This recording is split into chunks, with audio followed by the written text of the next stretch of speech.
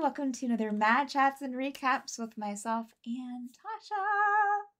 It's me. I'm back. It's Tasha. She's back, and we're so glad that she's back. Yeah. Tasha's celebrating spring with her background. Lovely floral arrangement there. I have eucalyptus. Oh, I love the For greenery.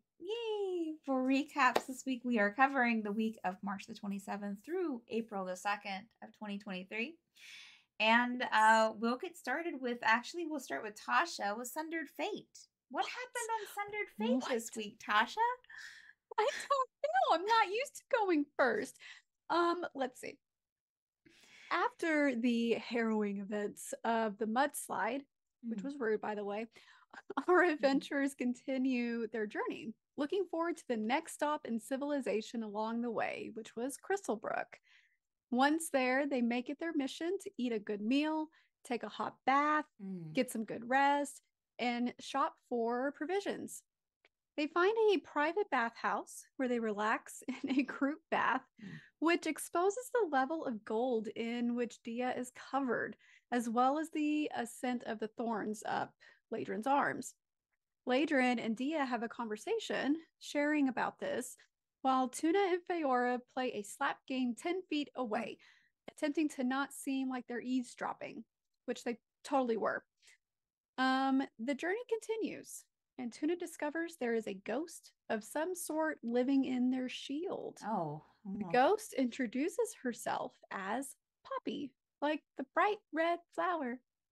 It's adorable. Tuna begins to get to know the seemingly good spirit of a young girl residing in their shield. The party encounters some other travelers along this next stint in their journey, a caravan, in fact, mostly hired hands. Tuna recognizes one of their companions as a reputable mercenary company. A fighter named Winra Stride introduces herself and asks warily about our heroes. Her boss for their escort mission is Jumpy and wants to know their business and if they're traveling the same way, which they are. Over the next couple of weeks, Tuna and Winra form a bit of a bond. Then the caravan's leader, Luvon, sets the caravan at double pace. Perhaps something has scared him further? And so the caravan pulls out of sight the next day, leaving our friends to continue their trek with each other. Ladrin does not trust them, but that's just because she doesn't trust anybody. Yeah, what a time. What a shady, eventful session. Yeah. Yeah. Yeah. Glad that y'all had the nice relaxing bath beforehand. So needed. I'm extremely intrigued as a person who loves sentient objects in D&D, this shield with the ghosts living in it. That sounds fascinating. The travelers sus. Always. Yeah. I'm just reading back through it. Anything. Yeah. Ladrin got to talk to Tuna's corgis, the Cerberus corgis. Okay, yeah. So that was fun. That was nice. Fun. Yeah. How are they feeling about things? They were happy because they were playing with the shield. Okay. Oh, well, the ghost in the shield, right? The ghost in the shield. Yeah, they were like chatting and stuff. Like they have a bond now too. The next great anime, Ghost in the Shield. Instead of Ghost in the Shell, get it? Okay. Yeah. Okay. I'll just leave. All right. Moving on. For Saturdays in Extremis, our heroes relax in the tavern after sorting out plans on how to tackle things next. I almost forgot about my marker here. We'll start over. Our heroes relax in the tavern after sorting out. Now I have both of them on. Wow. Our heroes relax in the tavern, sorting out plans on how to tackle things next. Zia and Ashavar head to the ship in hopes of confronting Ash about her Order of Spectres tattoo. Ash tells a sad, compelling story, and Ashavar and Zia accept her history with the specters and aim to support her and keep her safe. After returning to Macaw, Ashavar gives the Everbloom to the nightmare creature, which initially seems to die, the creature, the nightmare creature, but then a humanoid creature breaks free from its corpse. Ew. Yes. What? A very lovely humanoid creature. But yeah, I'm intrigued. Because these things, like these creatures, have been like dying like continuously, and they just kind of sink down to the ground. And so the group have went underground and they found all of these skeletons of these other nightmare creatures. Like, well, it's the same nightmare creature we think that's just been dying and being reborn. Yeah, continuously. So this is the first time we've ever seen a human form with the nightmare creature. So we'll see. Good luck. Yeah, and we may have found the mole on the ship, which could have been Ash. I mean, even though Ash wasn't giving information, that's the one that had the Orders of Spectres tattoo on them, which is the whole like Liazana storyline, you know? Bad people. Right. Not a great thing. That apparently their story was that they had been recruited. Like they didn't really have a choice when they were younger to other than join this order. And they tried to leave, which is why they were kidnapped by the order a while ago, and their horn was cut off. They're a tiefling. So that's why all that happened. So, I mean, I think the crew kind of took it as this was the mole that we had known about because we knew that there was a mole in the ship. Stephanie's starting to think later after that. I'm like, but were they the mole? Or are we just assuming that they were a mole? There might still be a mole somewhere. Too convenient. But it feels like everyone was like, okay, we found the mole. That's it. And they're fine. We're going to keep them on the ship. Like, because they're not actually a mole. We just thought they were a mole. But, yeah. It'd be interesting if the mole actually turned out to be just a mole. Like an actual, like, rodent mole. Mole rat. You know? A mole rat. Yeah. That'd be fun. That'd be cute. Well, yeah. Yeah. Yeah, that's all the recaps we have this week.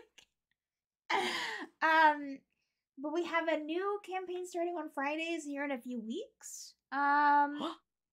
So that's super exciting. That's going to be in the 9 p.m. slot. We still have our newest campaign, of course, Sundered Fate on Tuesdays. Easy to catch up with if you haven't watched any of them because it's still early on. And yeah, and Penumbra Assembly Season 2 should be coming here in about a month and a half, probably. So nice. Yeah. Nice. Yeah. Fingers crossed. Late May, maybe early June. We'll see. It's one of those. But yeah. And that's it. That's all we got. Well, as far as birthdays go, we have Zenblade's birthday. That was a week ago. So sorry we missed your birthday, Zen. We didn't have the recap last week, so happy birthday. Happy belated birthday to you, Zen. Yes. And if anyone else had a birthday during the last 2 weeks that we missed as well, happy birthday to you. Yeah, I think that's it. Check out our website, madbirdstreams.com. We have a merch store there. Other stuff coming down the pipeline. Yeah. All right. Well, we will see you in Discord. If you're not part of our Discord community, you should be. We'll see you in Twitch chat, and we'll see you next time.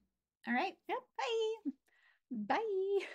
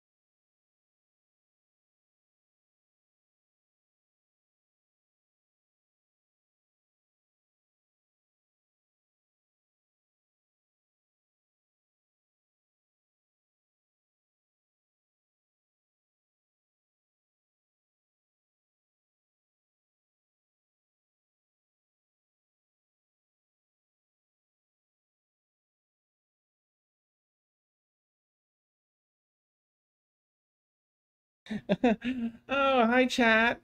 How are you? The hair flip. Saved it. Love. Saved it. So lovely to have you all here, totally prepared tonight. Um, Thankfully for the campaign I prepared, I spent the day neck deep in campaigns. Oh, I scratched my forehead. I have really sensitive skin, so it like it's just gonna be a highlight for a bit. Anyway, back to the game, because we're not here for that kind of info.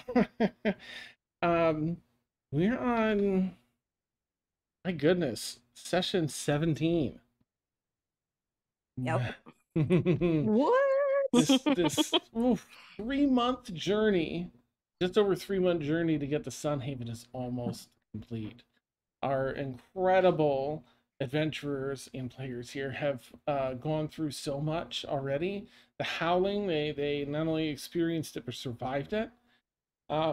Geez, including a mudslide, intense. They met up with a caravan and did some travel with them that doubled their pace and set off ahead of them.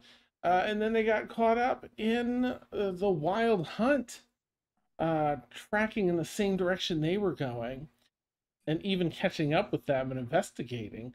Dia's sheer like face to face, drawing out all of her yeah, stand up and face a powerful entity energy, a success in warding off whatever this leader of the hunt is. And as they continued Wild Hunt, their quarry was not our party, thankfully.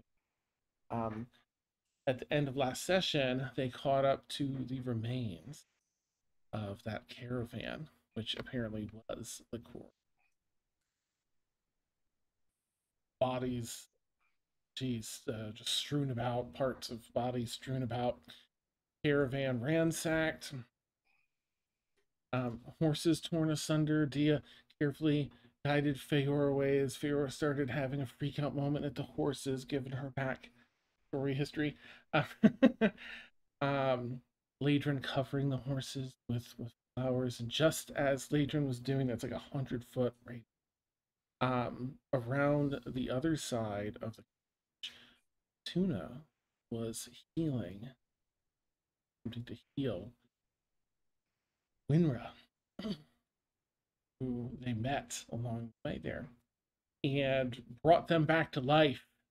And they kind of leaned forward like my savior, just as the bloom took place around them. And I think we'll kind of pick up right there. I think you're only like 2.5 or 3.5 weeks away now from Sunhaven. You just have to go like around the southeastern edge of the mountain and up to the river and Fairy Lake where Sunhaven is. So, I will put us back right there, probably with as Ladrin and I gotta fix name tags. Ladrin and Dia and Feora are off to the side currently. Tuna, you have I do not have music set for still being here. I'm so sorry. So no music yet. Winra. Oh, my savior. Oh. What happened? Did I I can't. I remember we were being pursued. I think. I mean, we heard a terrible horn, and at first we just no one was really sure what it was. But one of the mercenaries, the other mercenaries said that it might be the Wild Hunt, and that sounded ridiculous, but it sounded less ridiculous as we kept hearing the horn get closer and closer. Still, I remember everything up until I don't remember them catching us. I remember hearing the horn. They were getting so close. It had to be just an hour or two away, and I remember feeling dizzy. The horn just was droning into my ears, and that's all I could concentrate on. I can't really remember anything after that. It's all right. I thought it might be the hunt, so I wanted to make sure. Can you stand? I know. Pushes herself up to a sitting position, and maybe with the hand, if Yep. don't, And I'll reach down and try to help. she gets up, that leans on your shoulder. And I'll call the girls over to come kind of brace or carry, whatever they want to do. Oh, okay. Yeah, Winrow probably like, just give me a push up onto the. Oh, all right. Slow and steady, slow and steady. Well, oh, I don't know what to make of this. I guess oh, it seems to be still in shock, trying to process what happened. She doesn't remember anything after hearing the horn when it was a couple hours away, and just seeing everyone so destroyed is gonna take a minute and quietly just ride the girls and be very thankful. Thank you a lot.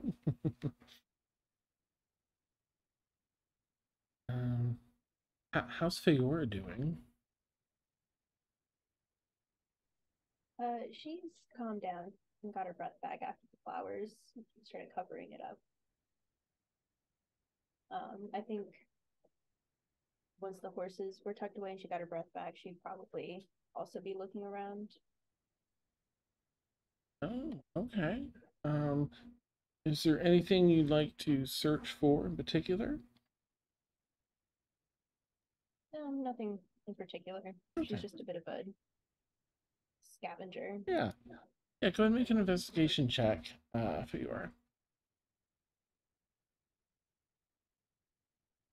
13.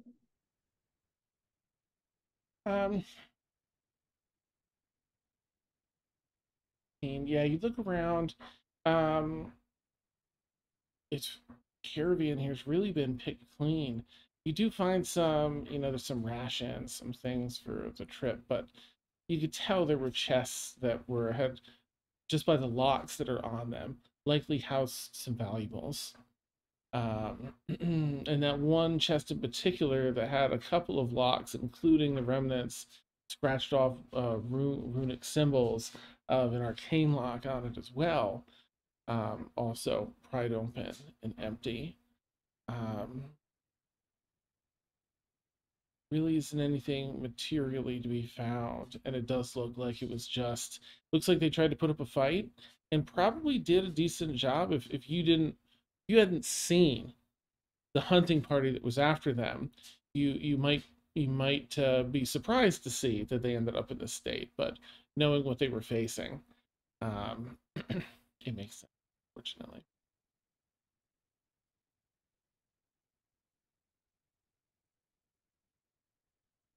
All right. Here. Does anyone have anything they'd like to do, like in processing this? I think Winra. Let's do DM inspiration roll so I don't forget. Again, I already have. I'm also gonna roll for Winra to see if she imposes asking for burials. She wants to, but she's also like not gonna ask you all, might not ask all you to. Okay, so this is a straight D20. We'll see who gets closest. Ladrin, what'd you get? Or Tasha, sorry. Got a 18. Okay, 18. Carly, how about you? 13. Okay. Lil? Also 13. Okay. And Serena? 4. Ooh! Tasha gets it. I rolled a 17. Ooh. Nice. All right, I gotta roll for Winra. Yeah, she's not gonna ask for burials. She's too beat. She knows she can't do any help herself and doesn't want to impose. Is there anything all of you would like to do before heading out? I would like to cast Detect Magic. Okay. And see if there's anything like lingering behind or something that was hidden. Because the only character trait that we had from old Lavarn was that he was paranoid, and I don't know, curious. All right, so you take a minute and you carefully. Is that a ritual spell? I think you might. No, No. Okay. I have no ability to cast ritual spells. Oh, okay, gotcha. But yeah, so it is expending a spell slot. Okay. You boom, you light up detect magic, and it starts pinging out to that 30 feet. You carefully patrol, almost walk around this area in a search pattern.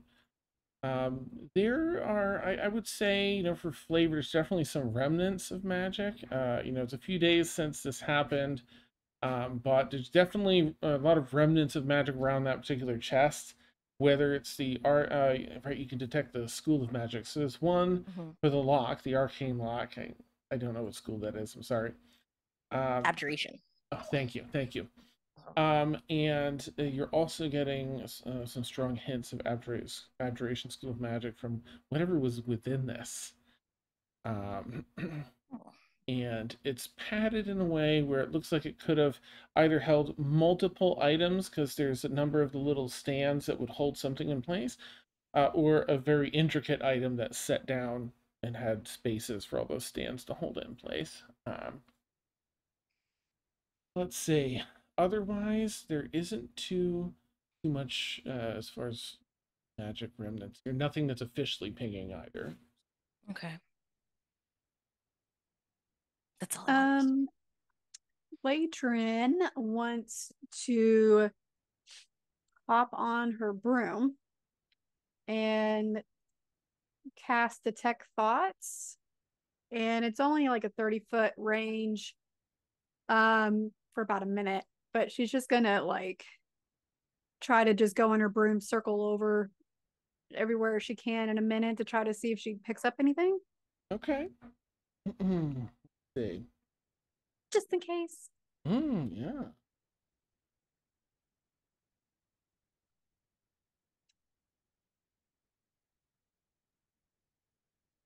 Okay. I was gonna be silly, but creatures need intelligence of 3 or higher to ping at. It's gonna have like a little earthworm or something. But it doesn't. I can't do it. So you fly around, and yeah, outside of your group and Winra, nothing kinds of intelligent life. Cool.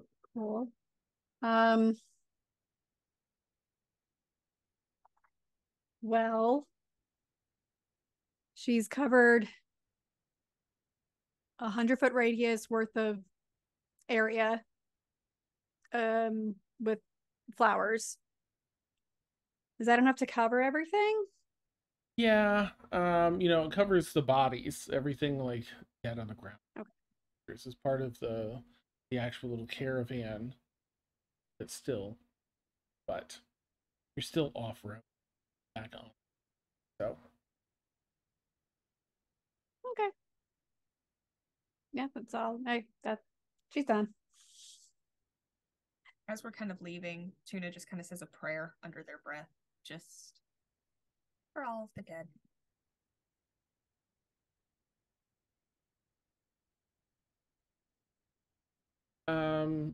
Anything else for anybody?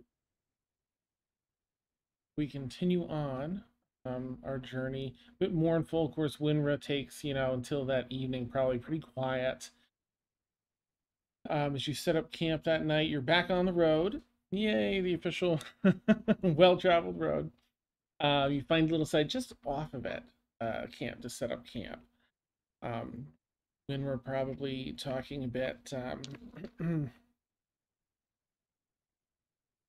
about the loss, about probably deflecting with a little humor about good thing why we asked for half up front, I suppose. But you know, but after that night, because I don't want to get on the road so long, so I don't want to slow things much on you. So Winra, after that night, has enough time to process. She's definitely experienced plenty of death and everything else. this was a little bit alarming and different, and she doesn't remember, which bothers her. But she'll kind of pick up spirits more on the rest of your journey. But got 3 weeks left, and it is a-okay. You have some pretty smooth traveling for these last just over 3 weeks, I think it was, to arrive. Navigate around the mountains. You can sometimes, when you're at a height of elevation, you can see the ocean off to the east a little bit in areas because you're getting a little close to the coast. Or traveling up north far enough, you actually catch the river and head west northwest up over to Sunhaven on the road. And you arrive late, moderately late in the night and the evening, so like 8:39, somewhere around, or probably about 9 o'clock at night. And you see, of course, you have the image in Discord. I don't think I have battle set nicely, but I'm going to try and get the image in there if I don't have it already. I have it set up. Oh, go me from last time. I have it set up. Big explosion. Jeez. Oh, all the name tags are already ready already. Okay. Anyway, you can almost hear the city and see it from a distance before you even get all that close. Just a little bit on this. Okay. And share this with you all in Zoom. Sort of a city ambience energy. Beautiful lights in the city. Again, think Vegas. There are bright lights shining everywhere. The city is always up and active. I think, was it, who's been through here? Was it Tuna? No? Maybe I Faye. don't believe so. Okay. Feyora, you have been here briefly before. I don't know that Adrian did.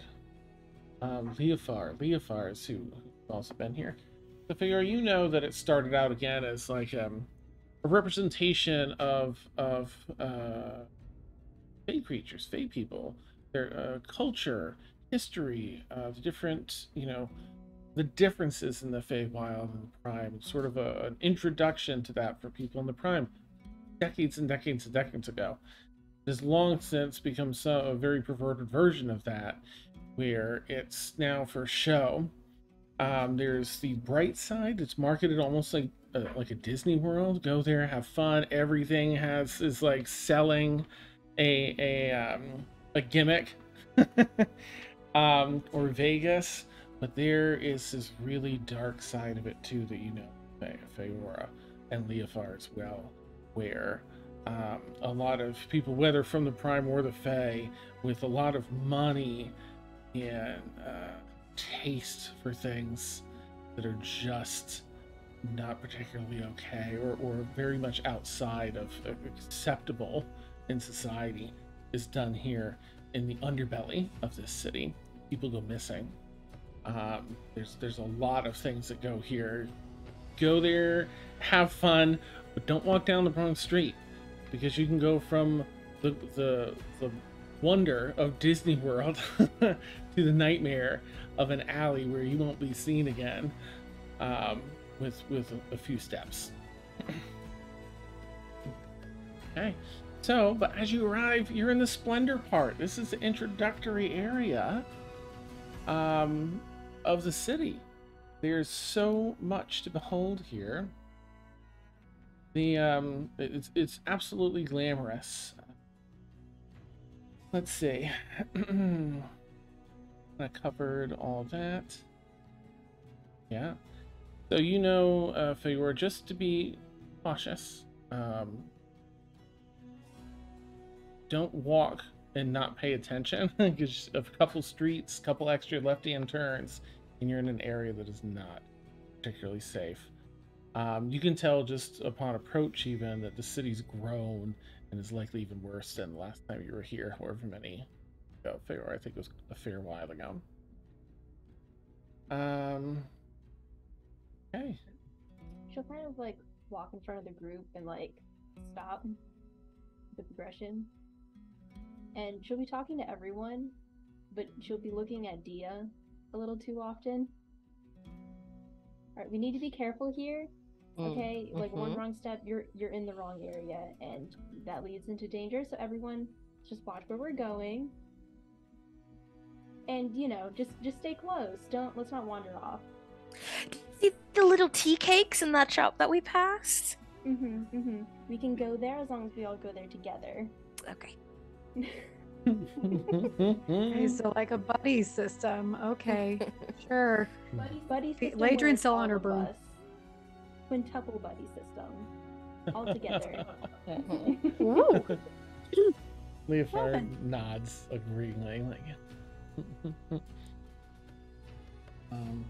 right. Fair, you'd have the knowledge that it's very easy to walk into the seedier areas that you just don't want to walk into by accident. But if the areas that you're probably looking for, those types of seedy areas, like the Fight Club and stuff, that's more about asking the right people and finding out from them how to get in, what it costs, things like that. You're familiar with a few things here. Actually, I should ask, what do you want to do as you all walk into this incredibly huge city at night? Lights are up everywhere. What would you all like to do? Ladrin is flying. Okay. Well, like coasting. Cruising. Suppressing my urge to just go off when I see something, because I was looked at a lot during that conversation for I'm not sure why. But perhaps we should find an inn to stay in. Like that's usually our first course of action whenever we go into a new town. That in a tavern. An inn and a tavern together. An inn and a tavern, and all of us at a drink together.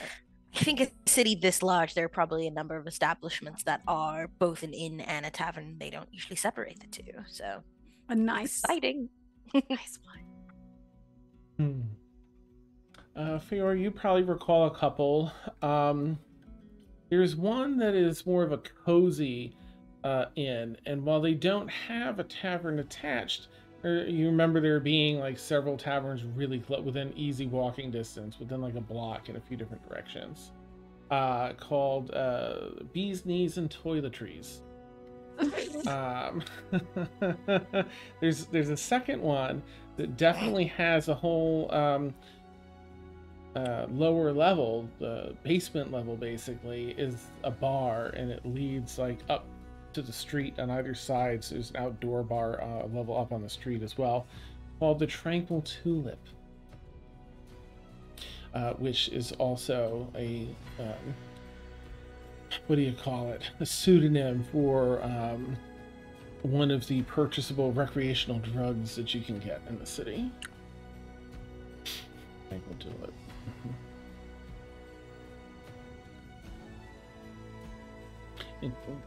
Please go ahead.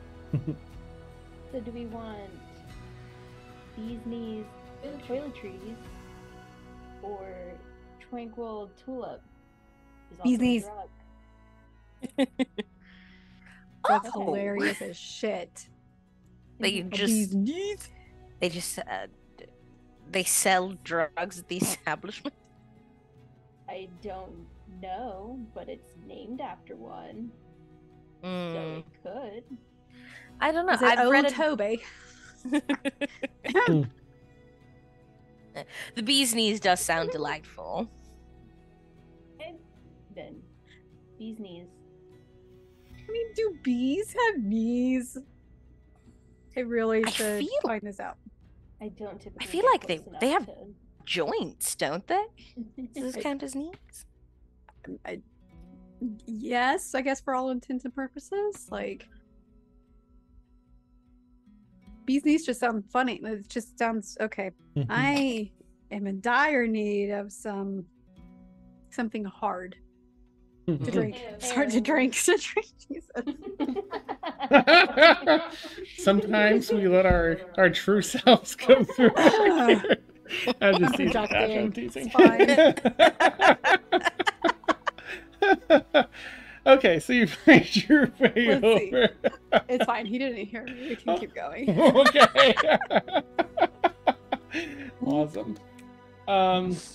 Yeah, you navigate down a few streets again. Everything not only is really glamorous, but everything is also very much marketed towards the experience. Everything has a gimmick. It all looks really clean, pristine. The goods that are being sold are incredible, all Feywild themed. So everything just kind of looks like, where was this Feywild when you all were in there? Everything looks so magical and positive. So, but you navigate down a few blocks to the bee's knees and toiletries, and enter. There's a little check-in area. It's almost like a bed and breakfast. It looks like a large house.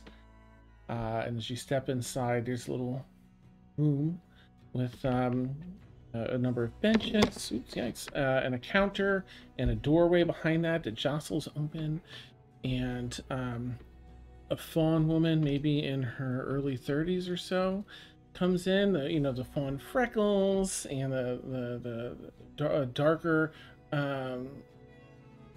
much darker brown fur, and beautiful big eyes, like a hazel color, comes in, little antlers.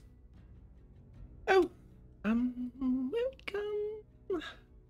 You do you have a reservation, or are you looking to book on the spot? Book on the spot, I suppose. Lovely. We have 3 rooms available. Will you all be sharing, or splitting up? Sharing, right? Are we? Well, yes. Very well. They'll accommodate, certainly. Lovely. Is this your first time in Sunhaven? It is. Oh, wonderful. Oh, that's so exciting. Well, here's takes a little pamphlet of sorts and slides it over. There's a few locations that you might find to your liking. There's so many wonderful places to eat and drink. There's of course the Dryad's Den, if you're looking for something anywhere from recreational to a bit more intense. Which you probably remember, Feyor. It's effective. I mean, it's not a drug den, but you can go there and you just buy your stuff, and there's spots to sit down and enjoy it. The Dryad's Den. There's of course the Flight of the Jabberwocky has been popular as of late, which is a terrible. You might remember that too, Feyor. I don't know if you would have watched it.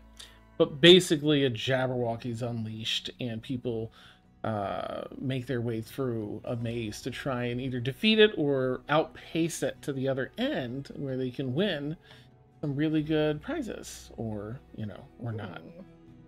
I would not have watched that. Okay.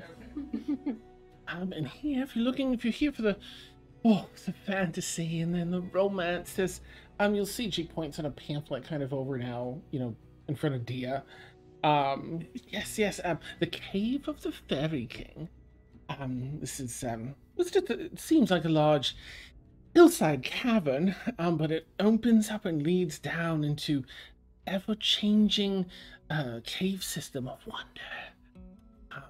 They say that those that are true of heart and with single intent can find their way to the depths where the Fairy King resides, and will grant you any wish your heart desires. No one's found it yet, but I believe that is part of the romance. And of course, the Sanguine Tower, which you probably would have seen, as it's a giant red tower. It looks fairly scary. But as she explains, it turns out to be a zoo and an aquarium here. Oh. It's a zoo. Don't be alarmed. It's yes, it's a zoo and an aquarium of non-sentient fey creatures. So it's divine. You can see there are so many that are cute and others that seem cute but are rather scary. But you're safe. And it's wonderful to see them. Oh, incredible. And of course the newest attraction, well, it's been up a few years, but newest, Cutter's Parade. Yes, Cutter's Parade.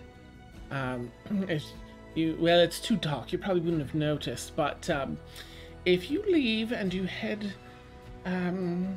past the Dryad's Den, and she's going to give some directions, you'll see the lake is covered in interconnected sailboats, cutters to be specific. They connect with one another and form this beautiful, like a gambling plaza of sorts, covering the lake. It's absolutely marvelous to see the lights reflect off the waters and the ebb and flow. It's delightful out there. It really is. I highly suggest going out there. Ooh. I take pamphlets of everything. Nice. Nice. Well, I'm sorry. Right. If you're taking one room for the night, let's see. Vegas is pretty cheap. Vegas is always really cheap to get out there. Not always to stay. They want you to stay longer. Yeah, exactly. Let's see.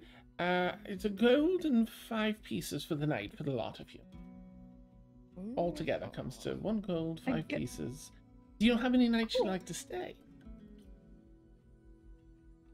How long do we want to put down for? We have 9 gold and 5 silver pieces in our group inventory. Pretty decent. So No, we poor. Should we settle it for 3 days at the minimum, and then if we need more, we could put down more money? Yeah. All right. That sounds good to me. Wonderful. Well, there's breakfast and dinner we offer, but not lunch. But I encourage you to go out and enjoy. There's some little holes in the wall that just have absolutely delightful food. You just won't find anywhere else. Well, except maybe the Feywild, of course. But rooms prepared and ready, and go up whenever you like. Here's the key. Takes the money, gives you the key. Probably gives you maybe 2 separate keys in case you're splitting up at all. 2 keys for the room. Come and go as you please. Breakfast is at 8 a.m. Dinner is at 8 p.m. If you have any questions, come see me. My name is Roz. Roz.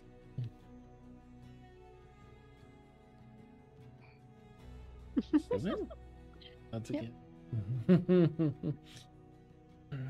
And she'll just. Where's the closest tavern again? Oh, well, there's 3 almost on our block, and she'll kind of describe where the next closest one is, which is maybe like 2.5 minutes of a walk away. Okay.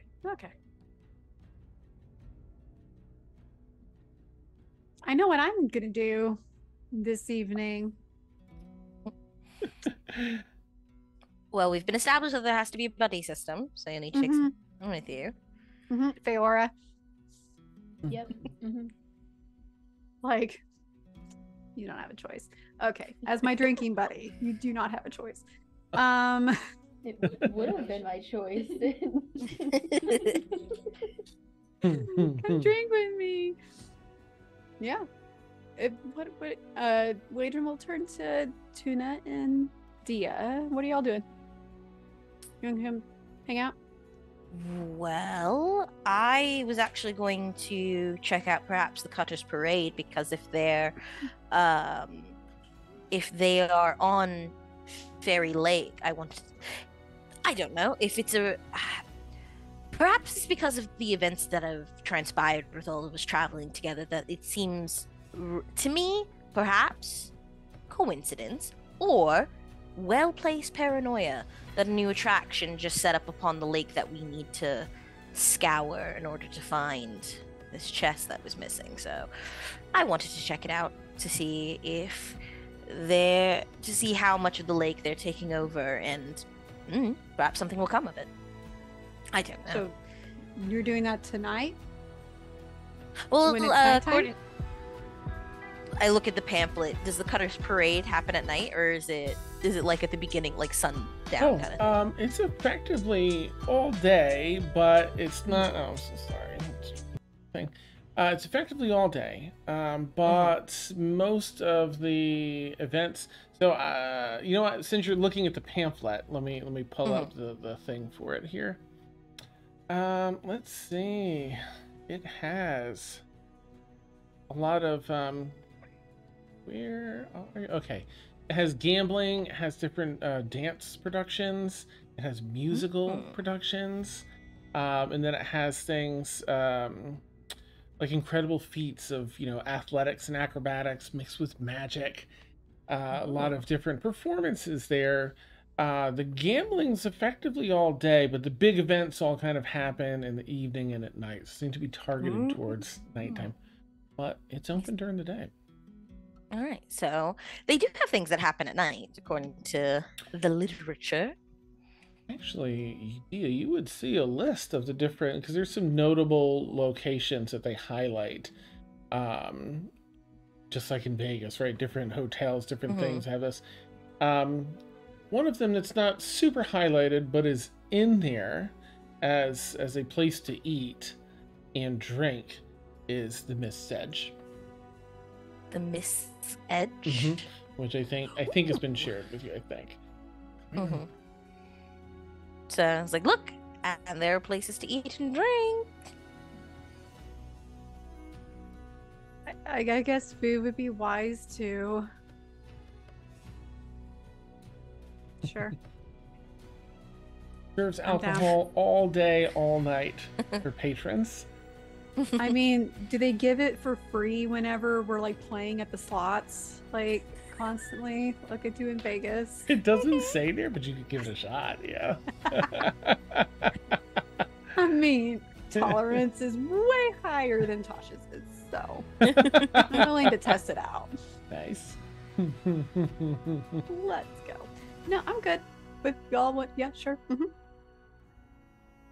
Tuna? Yeah, sorry. Tuna's just kind of staring off into space. Yeah, whatever's fine. Is everything all right? It's just, it's a lot. We're here and we're gonna have to deal with things, and and Tuna will kind of look around. It's not the place to talk about it, but right. All right. All right. Do you want a powwow later tonight? Is that what what they call it? The kids call it. Is that what the kids call it? I'm too old. I don't know. I'm like 100. I don't understand. Can't keep up. I would say if we're finding somewhere to eat and drink, we avoid the Mist's Edge unless we're ready to confront the people there. So. Okay. I will not be able to confront anything after any sort of drinking, and I do intend on drinking tonight, so I'll have to wait until tomorrow. Yep. All right. All right. Then we find somewhere much more. Then we find somewhere out of the Cutters Parade. Yeah.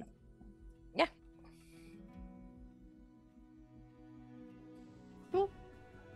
Okay. And so you all do, yay! Winra probably will just thank you all again, and just say, oh, I have to get to North Belmont and report that finish the job. Let them know that no one else is going to make it. But thank you all again so much for saving my life, and many pleasant nights by the campfire. Appreciate it. hope to find you all again sometime. If you're ever looking for someone to, you know, just bolster the ranks and hire on for anything, just, you know, reach out. Bye. So, yeah, Safe travels. he heads up.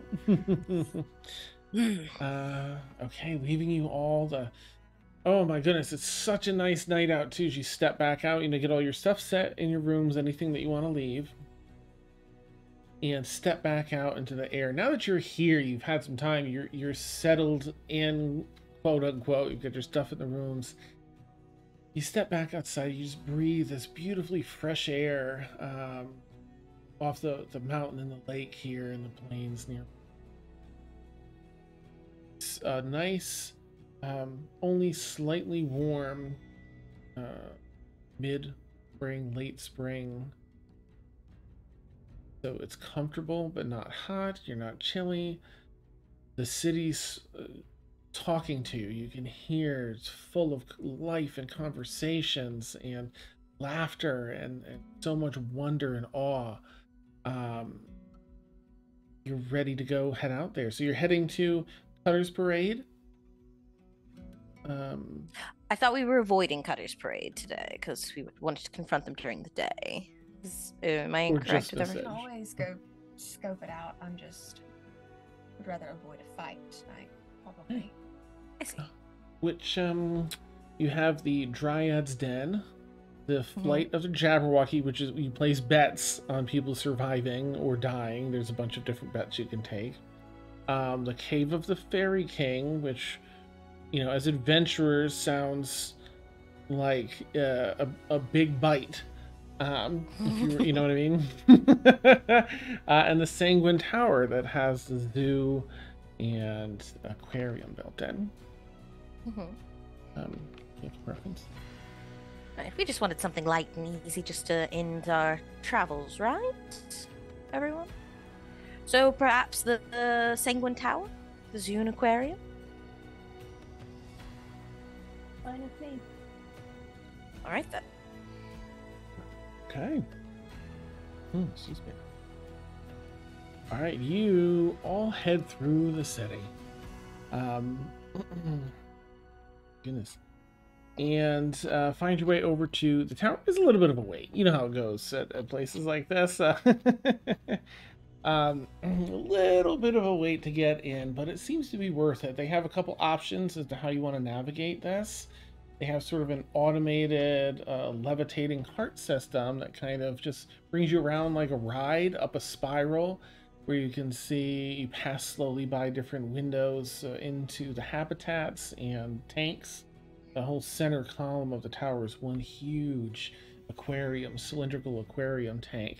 You can see all the different depths of creatures and everything all the way up. You navigate the whole thing. Or you can walk through it. They have like little petting tanks where you can stop and pet creatures that are safe to pet, like even in the water, all that stuff. Do you have a preference between walking and... I must touch all the petable animals. That's all the things. That is amazing. Everything needs pets. Okay. Let's see. Let me get my... All right. Gosh, they have... Love this place. It's just so cool. All right. So as you navigate, it's as most aquariums and zoos are, it's a little complicated.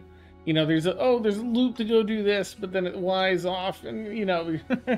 But if you go around the outer edge, you can see a lot of these creatures first, and then on your way back down, see the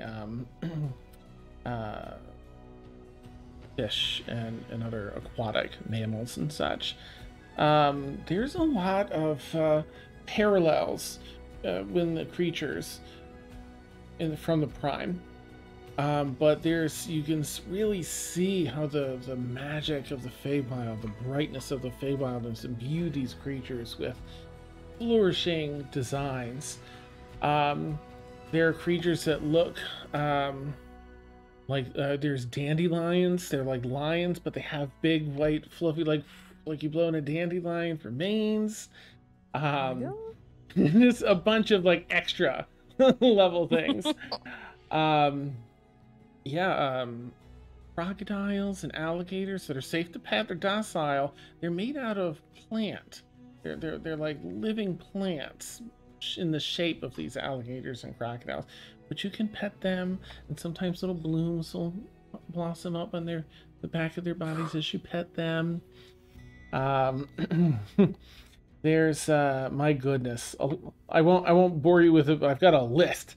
But there's there's a bunch of just incredible creatures like that. And you navigate your way up the whole spire and then head back down the center. So each time you're kind of spiraling around this huge, it's probably almost like a 500-foot tall structure. So the cylinder in the middle that is one large tank, it's maybe about 80 feet wide or so, runs the height of this. So you're starting at the top and seeing all the creatures that live sort of at the top of this sea life exhibit. And even in here, there's a bunch of gorgeous creatures. Outside of that, there are other larger tanks that you can look at. There's one that connects to part of this cylinder, and it has what do you call them, like stingrays, but they're kind of like in Moana, where it's like the spirit of spirit of the grandma that kind of comes out and stuff, that fluorescent kind of energy. They're swimming through like that. The jellyfish that lurk in place, and they look like the cosmos spilling out stars behind them. You can pet some of the baby little stingrays. They won't sting you in little shallow tanks. But it's really like, again, gives you that feeling of where was all this when we were in the Feywild? Like, this sounds okay as opposed to what we got. Yeah, you make your way all the way down. So many, I'm trying to think what other creatures are in there, but so many fun exhibits to stop and look at. The way that they interact with people is interesting. They don't just sit there and do their own thing. They'll come over and interact. Some of them have the ability to cast little cantrips. A lot of them, the dancing lights, a lot like Gil, and some other little cantrips like that they can cast. But it's a really fun evening. Oh gosh, I don't know that they'd serve. You know what? On the way out, they have a whole booze area. It's like free sample. There you go. And it's like, hey, you can pick this. A lot of this can be found in Cutter's Parade. They're, that's their big promotion. It's just a few years old, so they're really trying to, it's the newest attraction. They're trying to get folks out there. But they have some other artisanal drinks that can be found. Little shops have their name tags up, so you can go visit them. But I mean, it's enough free samples where you can already kind of get started for it.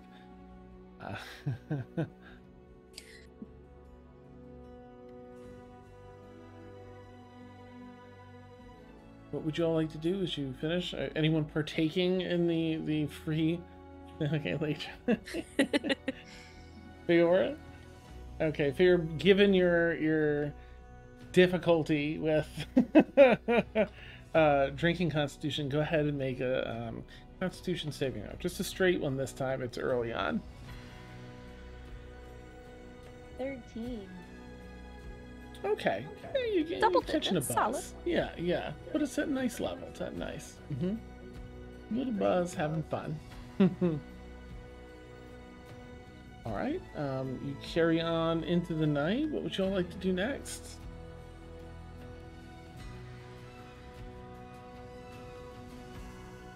I got my drink. I got to pet some creatures. I'm particularly giddy now, so I'm good with whatever. Okay. Is there anything in particular people want to do? I know we've expressed what we don't want to pursue, but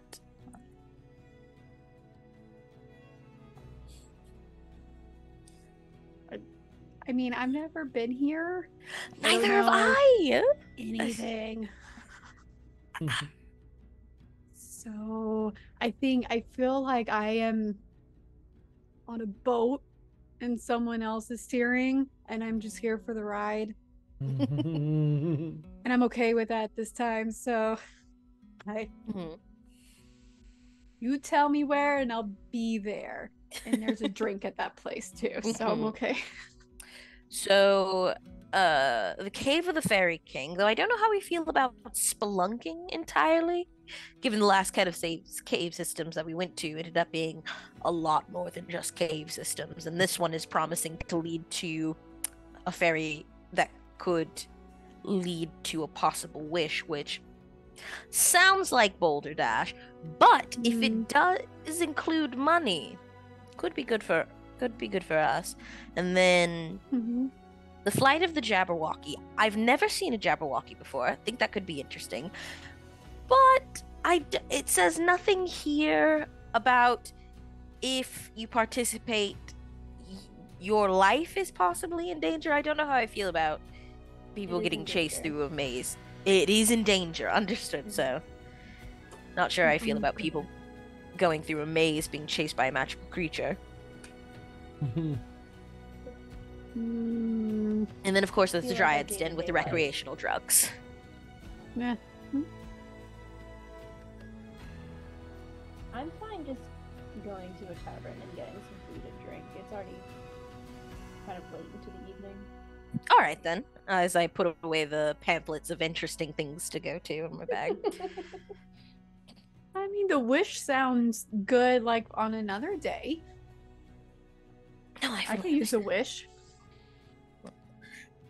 It's probably best I don't choose what direction we just wander into, but I'm sure there's just signs of a tavern in a general direction. I just look at Feora. You're leading this. I've decided. So I've never been here. I'm scared. I'll just lead everyone to one of the taverns that was near these knees. Okay. Sure, you head back in that direction. And there is just a lot of good food. You kind of know if you're having been here, at least, I think it was a while ago. I think it was more than a decade ago, but in your last run through here, you know what to avoid as far as these super gimmicky places and kind of hit up more authentic places. So you stop into a restaurant that you feel would probably be good.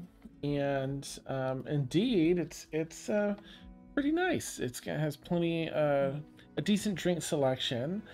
Certainly more than just the common. It has the common mead and such, but it has some artisanal local things and some interesting mixed beverages. They have a couple nice plates. You've got some finer food, some citrus coconut steamed cod. Yeah, gosh.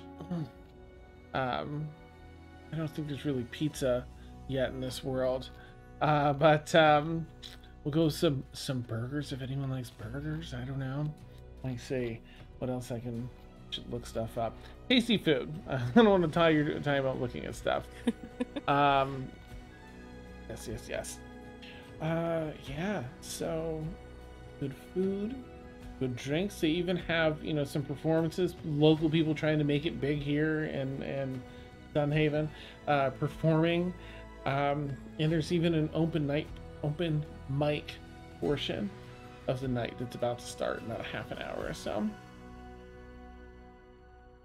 Ooh, am I proficient in anything? Let me see.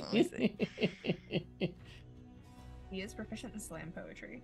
Yes. I love it. I'm proficient in nothing. Oh no. At least nothing that would be like performance wise, but I could pretend. Yeah. You get some tasty food. Yeah, I'll go up onto the. I'll participate in the open mic session. write your name down. They call you up. Everyone, you've got like your food at the table. You've had a chance to kind of dig in a bit. You're in the drinking section of the evening. As Dia, you're called up to the stage.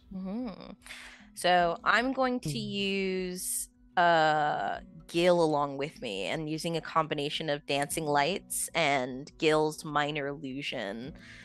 We're gonna wing it and just do like an interpretive dance. All right, go ahead and roll a performance check with advantage. As Gil's gonna give you some advantage, and the role play there, it's gonna give you advantage. My sweet baby child. Nice. All right. With advantage, and my performance being what? Okay, 4. 15. All right, that's really good. Yeah, an interpretive dance. I mean, you've got the right crowd for this tonight. You set off, and then 10-15 seconds in, have Gil start joining the performance. People, whoa, so much, and they get attention. Anything from our table with Tuna, Feora, and Latrin? He's putting on a great performance. Loudly applauding. Oh hell yeah! We're like woo woo woo. Yeah. Yes. Loud all of the hooperin. Wow. Hooperin, yes. We're That will be the new hollering. word.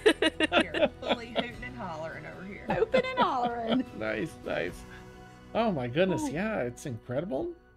Yeah, you wrapped it, and you sold. There's this big round of applause, like yeah, woo!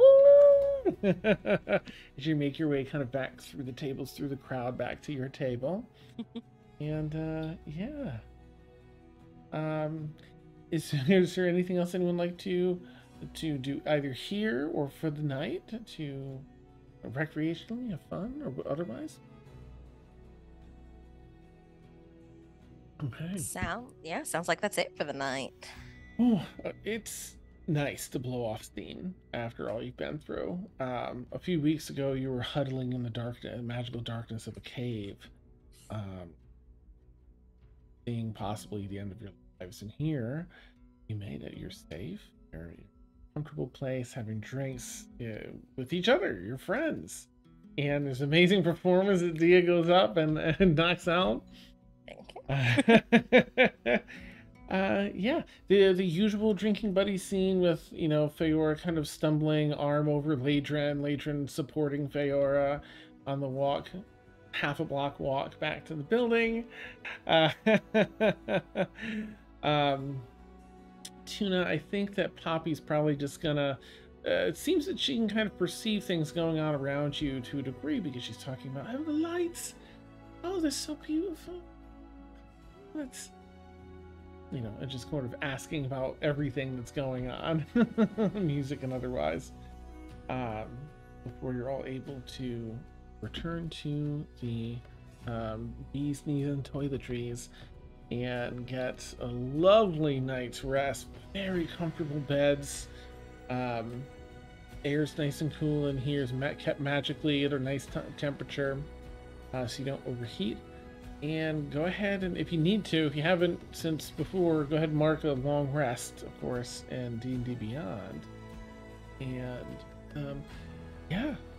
as morning calls, there's a delicious breakfast downstairs and sort of a large dining area for the bed and breakfast. And the city's a bit more quiet, of course, during the day, but still plenty of people walking around doing their business. You can see out of the windows.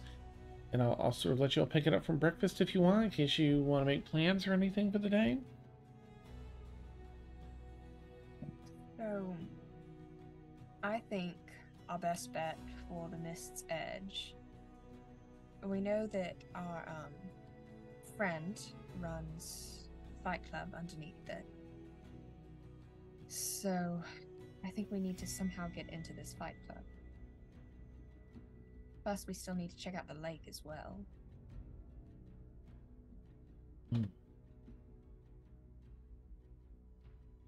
Where you probably know, of course, that the best way to tackle that would be to ask questions. Where do you ask around here, or if it's below the Mist's Edge, going to the Mist's Edge and asking around there, Bartenders are usually pretty good for that. Servers, owners, managers, things like that. Might be the best way to get direct information anyway. I'm sure we can locate a few shady characters to get us into this fight club. It's not Okay. exactly a location known for its shining citizens. Oh, cool. Um, Do we want to go before? Do we want to search the lake before, or thought a sneeze was coming? False alarm. Do we want to search the lake before or after the Miss Edge situation? Because that will take some time. Probably before, right? Since we probably need to do that tonight, this evening. All right. Not to take charge or anything, just We're talking openly here, trying to find suggestions. Please take charge. Please do Nice. it. I don't feel like I have a say because I just really want to be the backseat, not driver. Please take charge. Okay. Sometimes our real Please take charge. selves come through. Now, just kidding. Alright. So we can someone remind me why we need to go to the fight club? I don't have it in my notes. there's someone from Avalon there. Oh, all right. Well, then yes. Let's. If it's if I know anything, which is what I've only read in books, that most of the times an invitation to a secret place where most people can't go into will require favors. So that could possibly be a whole day in itself. So let's go, as suggested, let's go to the Miss Edge, see whose palms we have to grease, and then the night scour a lake bottom for missing personal effects. Is this still in the morning, right? While Mhm. I'm preparing spells? Yeah. Because I should probably prepare water breathing if we're about to go swimming in. Oh, shit. Yes. Or we have to find water breathing potions. Oh no. Water wall. I don't think that'll help us. D&D Beyond's having a fit. I don't know if Oh, it's no. me or it. So I'll work on preparing that in a little bit Okay. so we can have it. All right. So at what time today are you heading over now in the morning to scope things out, or were you doing that later? I mean, we can try and see what kind of places are open now, Mhm. but my plan was going to be bartenders and such, and I feel like those are usually open later on in the day, unless they're open all the time here. I don't know. Mhm. All right. Pamphlet says their gambling's available all day, but a lot of the taverns and stuff won't open until evening. All right. So the owner will probably be there then, and not the bartender. But I think it'd be worth giving you a chance to look around while it's possibly dead hours. Yeah. Sounds good to me. All right. Feora, do you have any better insight on this situation? Okay.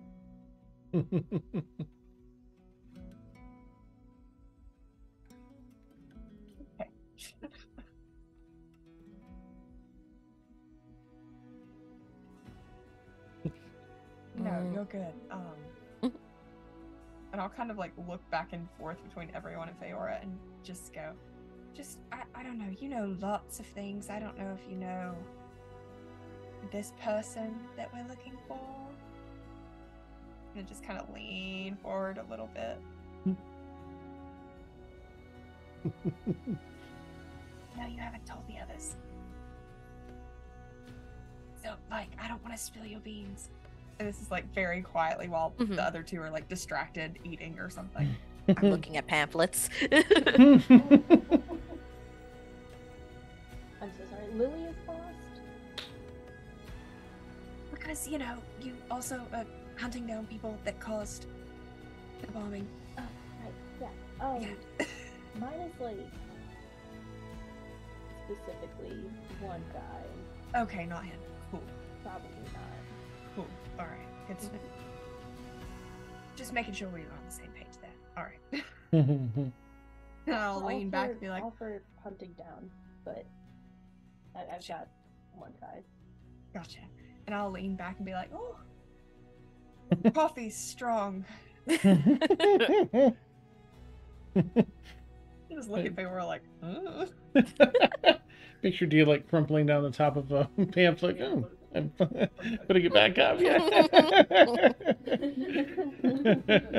Pass the cream and sugar over. Yeah. Oh, I love that. All right then. And so you all head out. It sounds like this morning that over to take a look, you head to Cutter's Parade. In the daytime, of course, you're able to get a pretty good look. Some things that you'll note, because these are probably areas you're looking for. When you get over to Cutter's Parade, it's a series of docks, and then it's just like gangplanks from one ship to another, to another, to another, in all different directions. So many ships spread across, the majority of the surface of this lake, all with the same bright lights. They're not on right now, but you can see them. And they're within the docks. Even before you reach the docks of Cutter's Parade, there's so much private security here. It's, there aren't guards, but it's all these security types. And there's a perimeter, it's sort of a, I don't want to say a blockade around the perimeter of the lake, but it's designed like, oh, go check out the lake, but it's also going to keep people, it's like there's security around that. So going into the lake through the perimeter, while possible, might be challenging with the amount of security and the barriers in place. Likely a security precaution so people aren't going in there and messing with the ships or anything like that, but an obstacle. Doable, but challenging. There might be, as you kind of get out on these ships, you think, well, there's probably other ways, like from the ships themselves, whether over the side or going down into the ships, there's probably ways to get out that might be a little easier than that perimeter check. Entirely up to all of you, of course, as you navigate and discover things, but just wanted that quick perception to make you aware of that. That and all the security, the rest of the area, people are just kind of walking around doing their thing. There's some people here and there that are clearly meant to assist, but here it's like casino security sort of energy. Ton of ships here. There are a few of the really large ships that were clearly built for the purpose of being part of this production here. Where the shows are, the different plays and musicals and other entertainment. There's so many ships, but if you're looking for the Miss Edge, is that right? You're going to kind of navigate these looking for. Okay. You do in fact find the Miss Edge. Name's right in the side, just as it was before. It's probably a good hour and 20 minutes of navigating these ships to find it. It's actually almost right out in the center of the lake. Is this one in the center of the lake? No, this one is about a third of the way out. Not in the center of the lake, I'm sorry. It's about a third of the way out onto the lake. Yeah, it does seem to be, it has its doors open. There's a bartender sort of setting up, stocking for the night. Even though it's this early in the morning. Most of the shops are open here, but they're not serving anything currently. There are plenty of, like, for, you know, Ladrin. There are Yes. plenty of... Oh, hey, welcome back! I knew it was gonna happen. We've got Aw. some outages happening, so it's not our router, it's just Oh. life in general. So if I drop again, I'll be back later. Okay, good. I'm kind of glad it's not the router and it's just an outage. And bummer it's happening, but a relief. If you just replaced it. Yeah, what's going on? Awesome. Yeah, so while most of the, like, full-on taverns aren't going to be open until the evening, there are plenty of places out on the upper decks of these ships that serve alcohol. Later, you spend about an hour and 20 minutes with everybody kind of looking around, finally finding the Mist's Edge, about 1/3 of the way out towards the center of lake, 1/3 across. Yeah, and I'll let you kind of take it from there. You walk in, it's a moderate-sized tavern now. A lot of the walls cleared out, except for the pieces that are important to hold the ship in place. And it's just a bartender setting up glasses, cleaning things, slicing lemons, and all that good stuff, all that prep.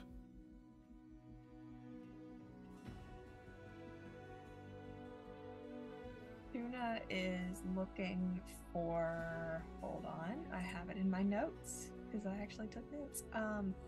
There's a man with a scar.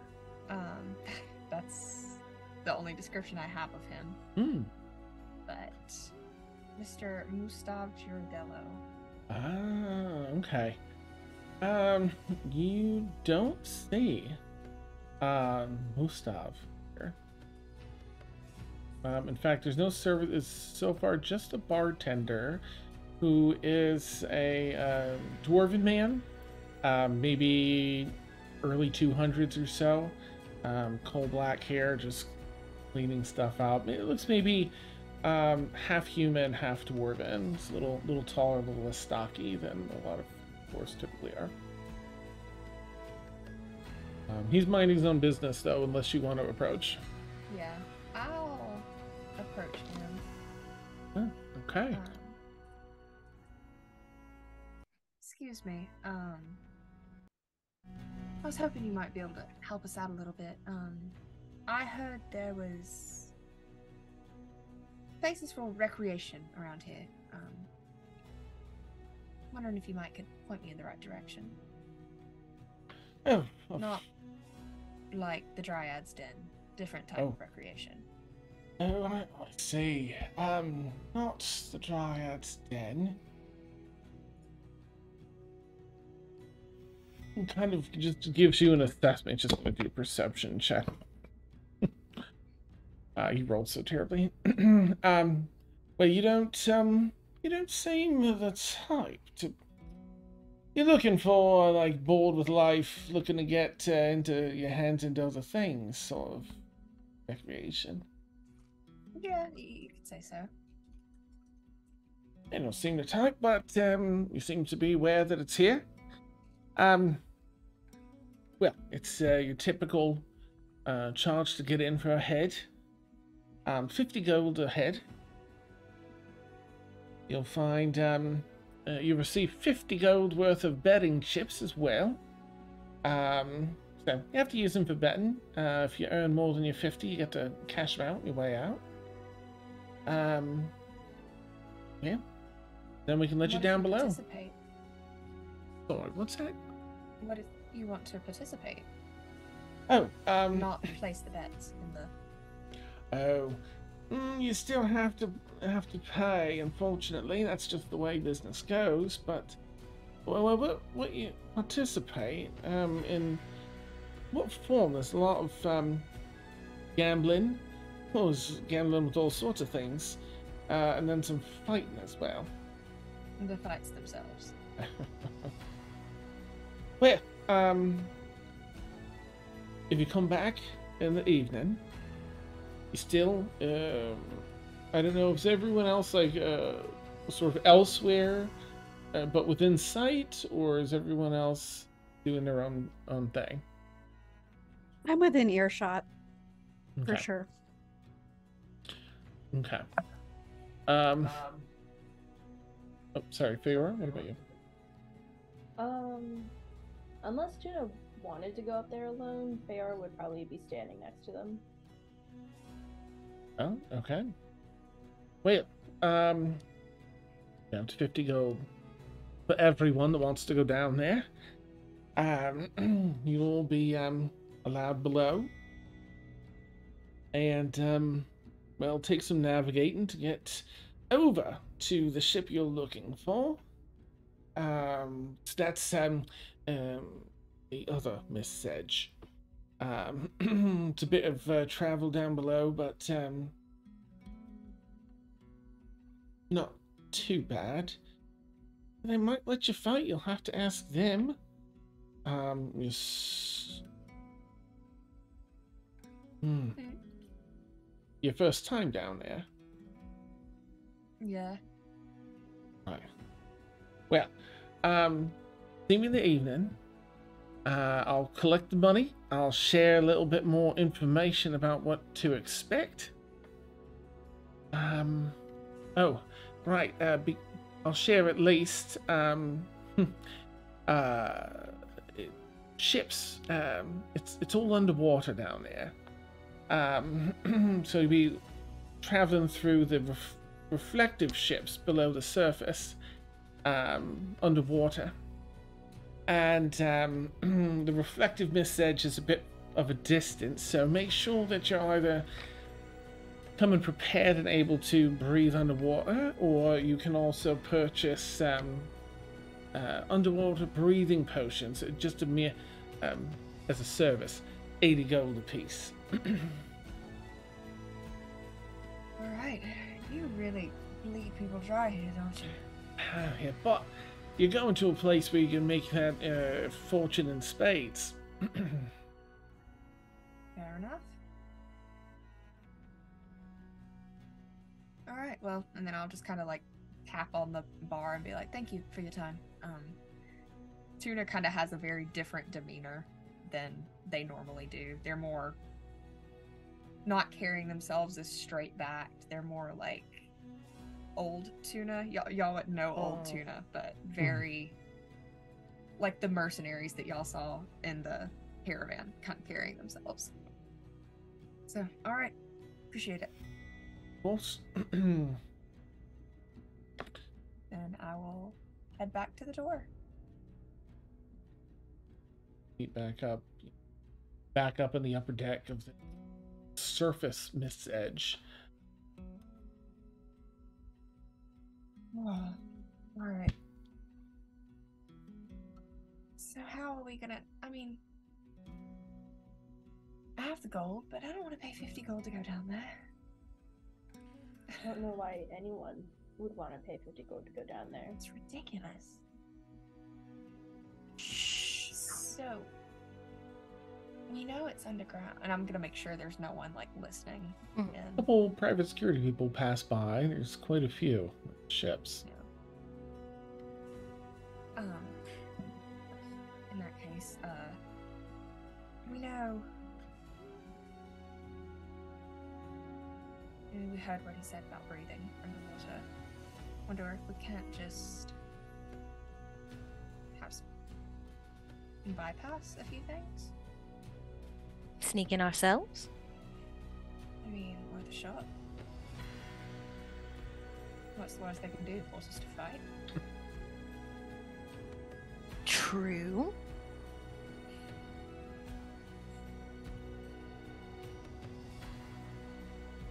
Are these fights like fight to the death, or just like, I don't know, beat you up? What I know, given my background, I know this isn't South Belmont, but maybe something similar. Yeah, you probably get the impression, just based on this conversation and your history and stuff, that these are not your friendly, rules-based fights where people come out alive. Yeah. You could, but... Yeah, Yeah, you've really got to win these. All right, so we don't get caught, and if we get caught, we try to win or talk our way out of any situation we get into. I think we're capable. I mean, we can always just pay our way in, but I only have 75 gold personally, so. Very good at talking myself out of things. Just to throw that out there.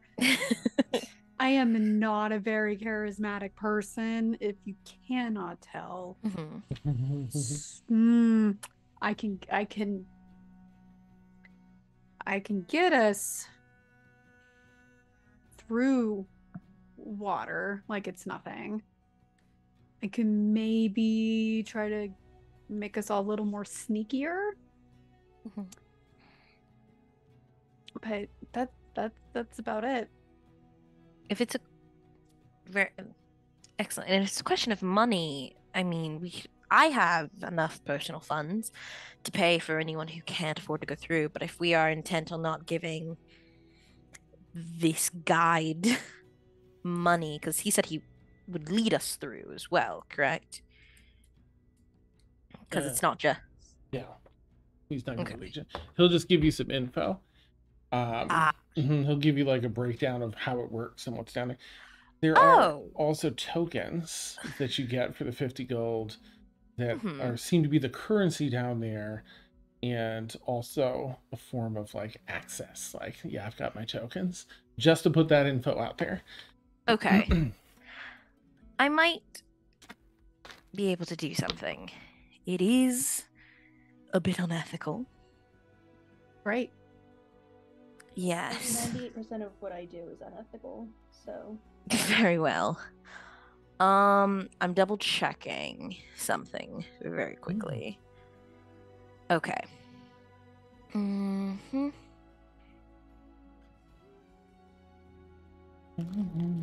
when he said the tokens when they're exchanged, do we get like 50 tokens in exchange for our 50 gold pieces, or is it just like a stack of tokens? Are we aware of that process? It starts with 4 tokens. There is a what was it? Let's see, 4 tokens, a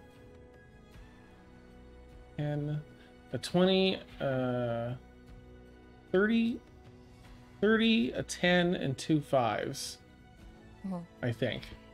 I've got an image I'll put in Discord. Okay. So it's like 4. I mean, you can get it in whatever arrangement you want, but it's just a handful of tokens that have like value. Okay. I mean, if he wants us to come, yes, go ahead. No, if nothing else, it'll get us to the center of the lake, underwater. So that's killing 2 birds with 1 stone, really. I'm just gonna try something. Then I will go over to the bartender. And or no, was that who you were talking to before, Tuna? Yes. Okay. Yes. And then it will take all of my sorcery points, but in combination of subtle spell and heightened spell, I would like to cast suggestion. Oh, nice. Absolutely. A heightened, is that just it imposes disadvantage on the spell save. Okay. What kind of save does he need to make? Yes, it is suggestion. Here we go. Wisdom saving throw. Wisdom. Natural 1. Let me roll again. Nope. Nice. Suggest the hell out of this person. The first roll of disadvantage is a 1. Nope. It you can see like he almost gets a stupefied face for a moment, and then listens very intently to what you have to say. Okay. I will, because I'm trying to see if I cast it at higher level. I think I can make it last longer. Okay.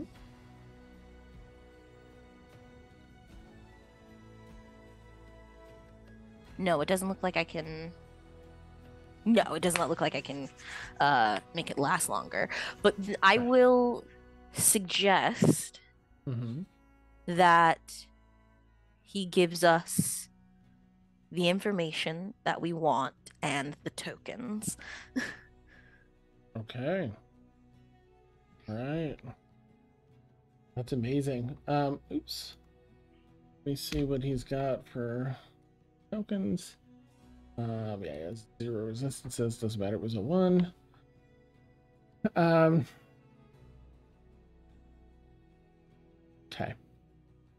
I will check and see if you. So I'm envisioning you like playing this out in your head and everything else, and if you decide to do this differently, we'll keep that same roll. As you play it out, you know that when suggestion ends, wait, are they aware? It doesn't say that they are aware of it. Normally they would. You're right. So I'm not sure. Okay, nope, so you're good. So you go ahead and yeah, I mean, especially with a natural 1, there's just right. I'm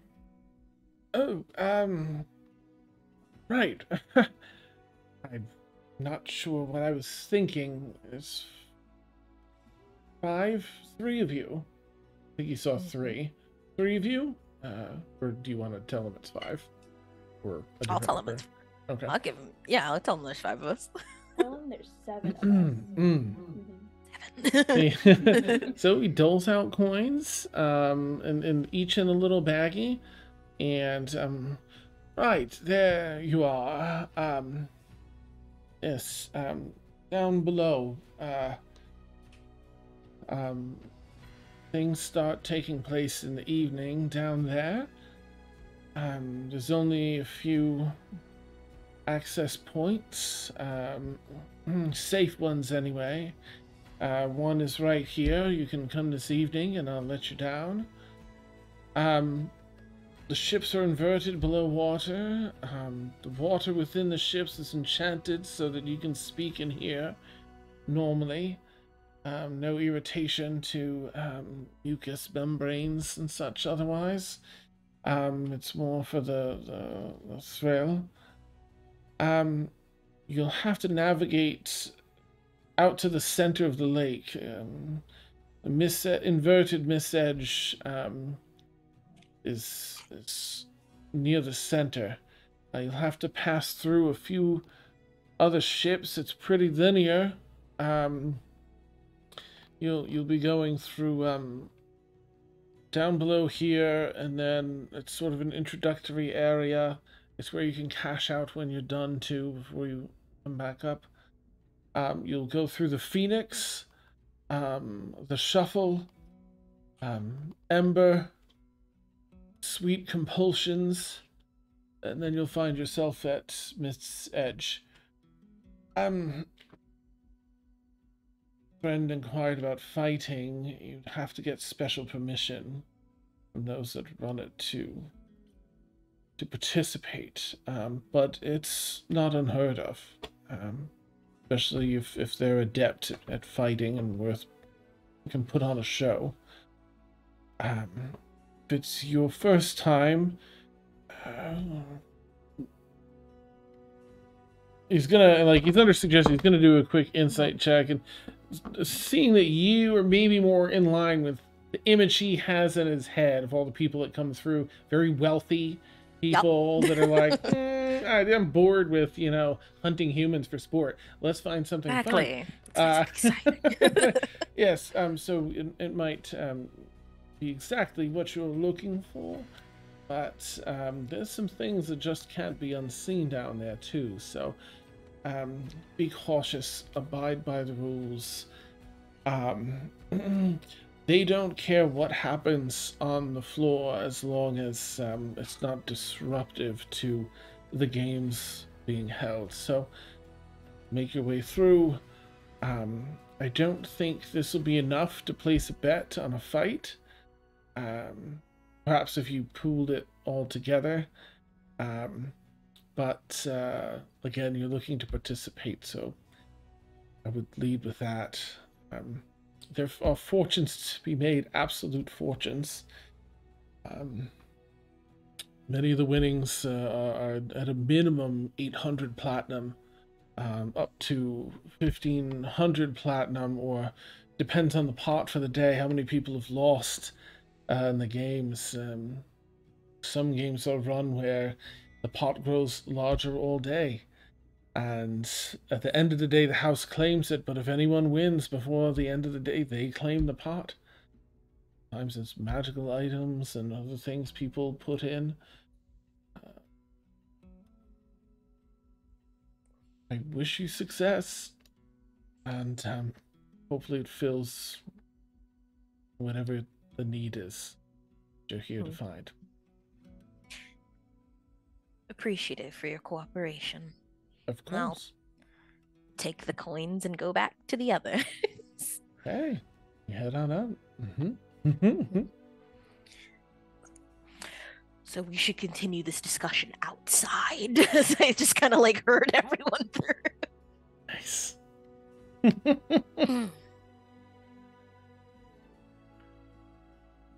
Okay. You head back up to the upper deck there. And I'll let you. Yeah, I'll hand the who wants to keep the coin, the little baggies they gave us. So, and then the instruction. Everyone heard the thing, so I divulged that information out. If you weren't listening. Okay. Well, Incredible. Very impressive. Thank you. Honestly. I haven't done that for a while, so. But that aside, so it seems as if though there's going to be some rules once we get down there, and glad we didn't just jump into the water. There is a safe way to do it, and everything is inverted. I don't know what that's about, but we do know the safe passage to get to the inverted Miss Edge, but there are rules to be followed, so I say once we get past that perimeter, once we get to that barrier, once it comes to it,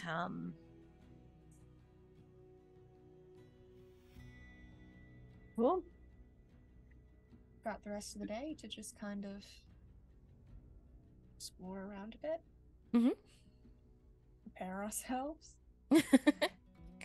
Yes. I think I'm going to play the part that will be assumed of me and go purchase something fancy to wear.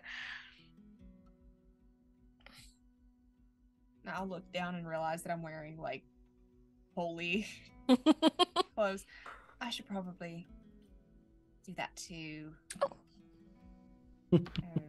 Do we have to dress up? I don't think so, but I think I'm very comfortable being a privileged rich person. Oh, okay, good. It's a role I've played very many times, so if that is the expectation they see, falling into it is as easy as blending in for myself. But I feel like they won't really take a cleric seriously if I try to fight, so who knows? I mean, here's the thing. When I first started my business, if it sounds too good to be true, it probably is. And having a pot of up to 5,000 platinum pieces, I think I doubt they've seen a cleric like you before in their life, so it's likely something. It's likely going to be something very valuable to them, and it will be worth a show. that is true. Did say to put on a good show. Mm-hmm. And who knows what contestants they have fighting? Because if I were doing it, and I wanted to claim a large pot of money at the end of the night, I would make sure that the final contestant would be someone almost impossible to beat that secretly works for me, but is rumored to be a champion of the arena. That's how I would do it if I wanted to guarantee I got my money at the end of the day. So True. I don't know if it's one of those situations, or all to say is being very careful. Yeah, I mean, honestly, I'm probably not going to end up fighting, but I want them to think that's why I'm there. Mm. So, because that'll probably be if our friend is the one who runs the fighting ring, then Mhm. I need to keep up appearances, let them think that's what I'm there for, so I can get to Gain their attention. All right, then let's get you perhaps, if not actual, gets you some armor that looks impressive that way, or garments that could draw attention. Ooh, I could Right. become a giant bear for you to intimidate. What does that Giant look bears like? are Rawr. impressive. Amazing. Just All saying. right. You all, finish the conversation, getting set to go. Have each of you make a dexterity saving throw. Ooh, yep. Listen. Listen. Dia, let me know what you got once you get it. Absolutely. Okay. Oh, I gotta go back to my abilities and saves. Okay, so that's a 15. Okay. Ladrin? A 9. Oh, okay. Feora? 13. 13. Okay. Tuna? 16. Oh, nice. Okay, you finish this conversation that you felt you were having in private and turn to head back to the city, navigate these issues. You turn and walk, and everyone is able to do so except Ladrin, that turns and walks straight into an outhouse structure on the ship. Didn't see it there at all. And with that, we'll take our bio break. And we freaking knew it. Terrible. I'm sorry. Boo! I've got problems. I'm so sorry. Got issues. Boo. If anyone doesn't know, we take about a 10-minute bio break. We'll knock that out and then catch you here. So, catch you shortly. This is why I'm glad I didn't. I was like, do I need my DM dice? No, I think I'm fine. I'm so Not glad you wasted didn't. in this moment. Yeah. I would have given it back after. I would never make you use that on a bio break thing. I was like, no, save it. Yeah, we're about to go into a dangerous underground fight ring. Oh my Definitely god. save the DM. Awesome. Right, I'll be right back. All right, Sam.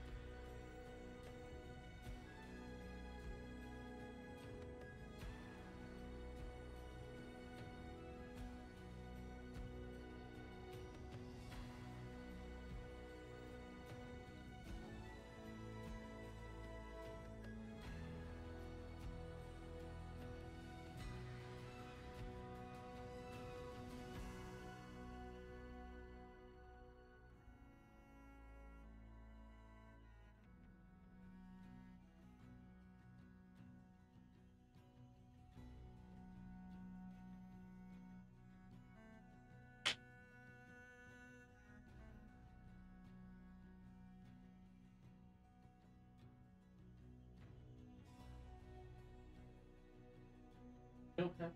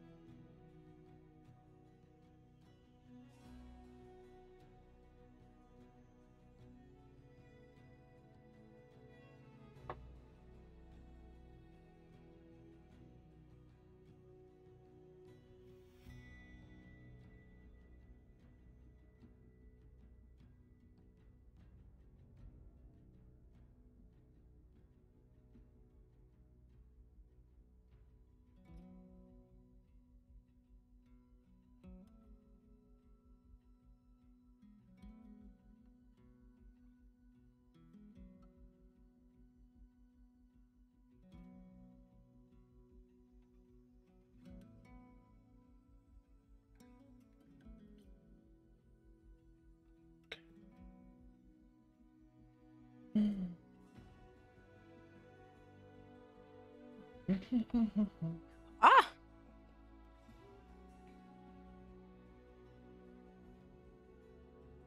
Uh-oh, everything okay? yeah. I hit my desk and things were threatening to fall, so I had to very quickly grab it. You know what I keep forgetting to do? What's that? Wear my new earrings for Ladrin. Oh. They're, let's see if I can do, if my camera can pick it up. They're blue flames, Ooh. and they say burn. I Like- love that. Shit. I Thing. mean, Burn. I don't know why I just now thought of that. I have my Friday characters earrings over there too. They're just a bunch of mushrooms. Nice. Mushrooms. Oh, Aw, love it. I don't know what's going You- on with all of my pens. They're I like know. running out of ink. No. Aha. Got it.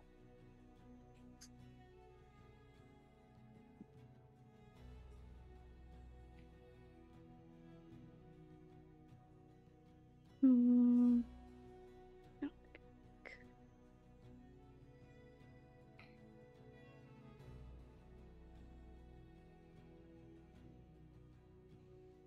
There we go.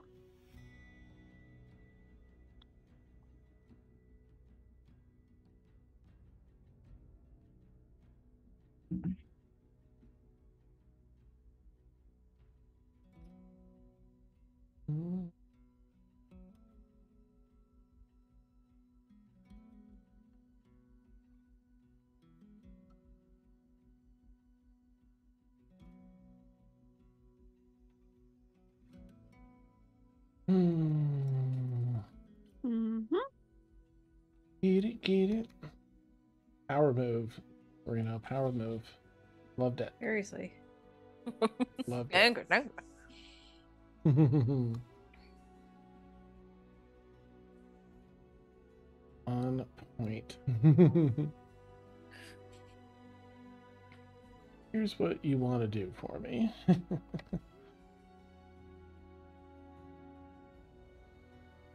Alright, what other image do I still need to put in here?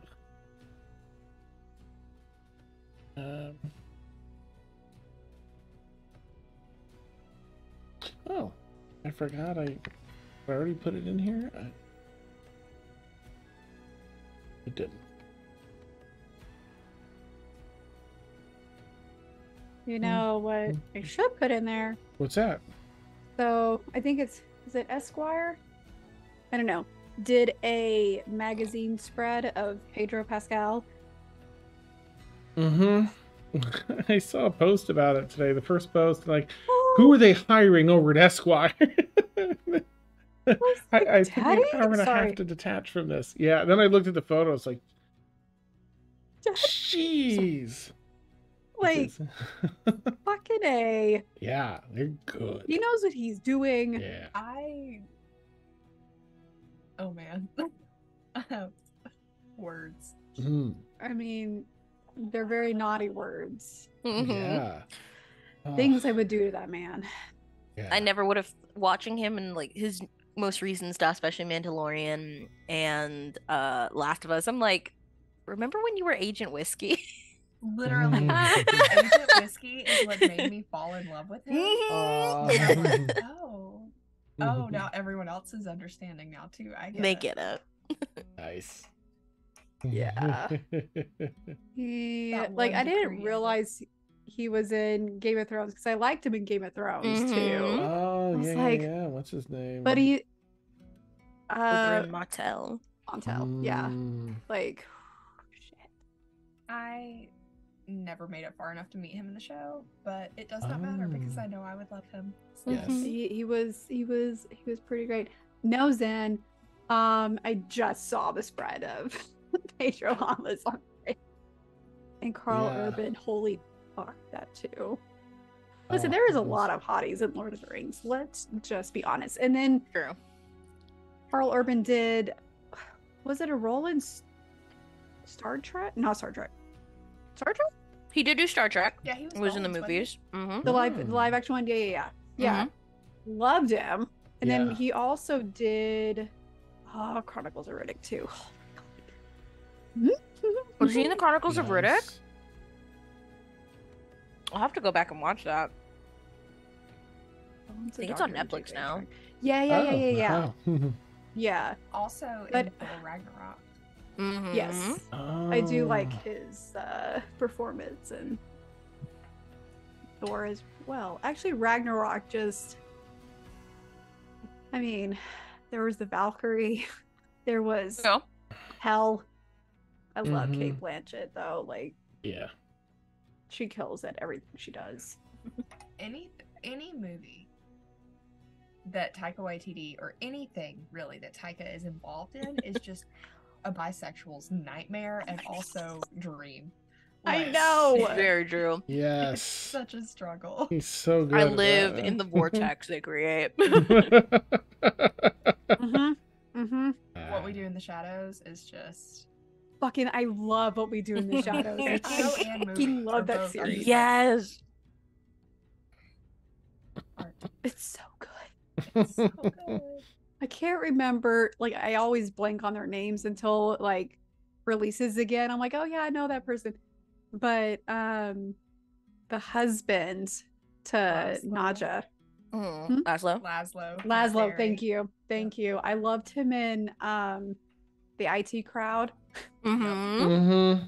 Mm-hmm. and so it's like, Love the IT Oh. crowd so much. There's also a series that he did. It was on, I think it's still on Amazon Prime. I don't know. They shift what's behind a paywall and what isn't so often. Yeah. Yeah. But it was Detective Rabbit, Oh. and it is let me make sure I'm giving the right title because sometimes I'll change the title of a movie or series to what's memorable. Let me see if I think it's Year of the Rabbit. sounds Oh. familiar. Yeah, it's a mini series. I think it is. Let me see. All watch options. Yes, it is on Amazon Prime. It looks like it's as long as you have a Prime Oh. subscription, you can watch it. But he plays a London detective, and it is the funniest shit I've ever seen. Amazing. He's so Well, What We good. Do in the Shadows introduced Guillermo to me, Mhm. and that man is brilliant. I've Nice. never met him, but I've walked past him many times at Dragon Con over the years. Oh. Shut up, Guillermo. Yeah. That's not. I know that's not his real name, but like, what? That's Yeah, I I would visit amazing. Dragon love Con to like meet- every year. Okay, new Bad Bird saying. Con we're going Go to to. Dragon Con. Hang Mm, out with me. I've been there once. I loved it. So fun. So good. Mm. Our Comic Con's happening next weekend. So Ooh. excited. The gal who plays in The Mandalorian right now, that was under Moff Gideon, short Mhm. hair. Mm-hmm. So she's coming to town. So I'm hoping I get to go meet her. That's The so good. other Pink Ranger after the original Kimberly, she's coming. Oh, Like, wow. we actually got God. some really good people coming this year. I'm really, Nice. really stoked. It's very fun how my appreciation of the Power Rangers improved as I got older. Because when I was a kid, I was like, I don't care about Power Rangers. And now as an adult, I'm just like, yes. I always wanted to be Kimberly. And then I got to meet Tommy in real life. And like, oh my god. Nice. Okay. I'm gonna bump us back. I want to stay in this conversation. I don't think I'm trying to stop, but I'll bring us back. Oh my goodness, yeah. Underground fight ring. We'll make this the after show. We'll like come back and revisit all this stuff. Awesome. All right, here we are. We're back. Ladrin just, you sort of rub off the oops, you walked in that little outhouse on the boat. And y'all have the day ahead of you to navigate everything you'd like to do. Dia is shopping. Tuna may or may not be changing. Ladrin, you're not. Does anyone have anything they'd like to do today? Role play out or otherwise just state that you're doing. Oh. All right. Then may I ask, Fiora, are you changing at all for an attire for the evening or sticking with the usual?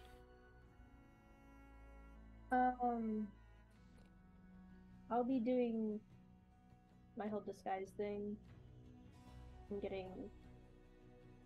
I'm gonna change into my Roger disguise. Oh, okay, nice. Dia, familiar face. Roger that was overselling you on those materials. And she would have put in a little request thing leading up to it to get a suit. Okay, you put your request in the little jacket thing and end up with some threads made long before, prepped and ready. Is it on the like wealthier side, like a wealthy Roger we're looking at, or? Yeah, wealthier. Really, I just wanted something that wasn't his usual open vest. Nice. The bum. Okay. Ladrin, you're staying in your just as you are. Yes, I may get kicked off here in a second, but yes. Oh, okay. You step in and fall inside of the ortogen. I'm just kidding. If you disconnect. I'm just teasing. Okay, Serena, you've managed to easily go and pick up, a nice outfit, or even through the fine clothes that you have, able to pick out, something that you feel be fitting in that upper scale, nobility. So, and Tuna, are you changing attire at all, or are you sticking with your look currently? I feel like Dia was very excited to get Tuna new outfit, so I will let Dia pick something out. Oh, nice. If we want to stick with like no nonsense, I'm here to fight if necessary. Maybe we could definitely just change like the undergarment of your armor to it just shows that you have that quality material, so we'll just bump up. Yeah, sounds good. Following your lead. So. Excellent. Excellent. Okay. In that case, the day passes and late evening. Oh, there goes. Gosh.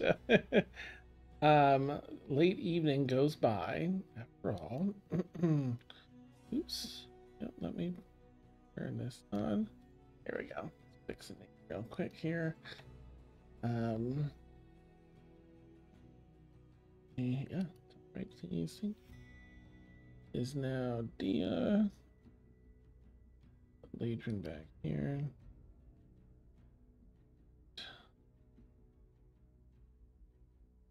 Okay. All right, I'm actually going to switch then to our battle section so I can put up an image for everyone of Cutter's Parade in the evening, as you'll see here. Oh. Fix this over to 3 players here until Tasha comes back. I'll fix the name tag in a minute. I'll put this in Discord. Oh, there's Roger. Sure, I think Roger could pull off that open vest here in this place totally.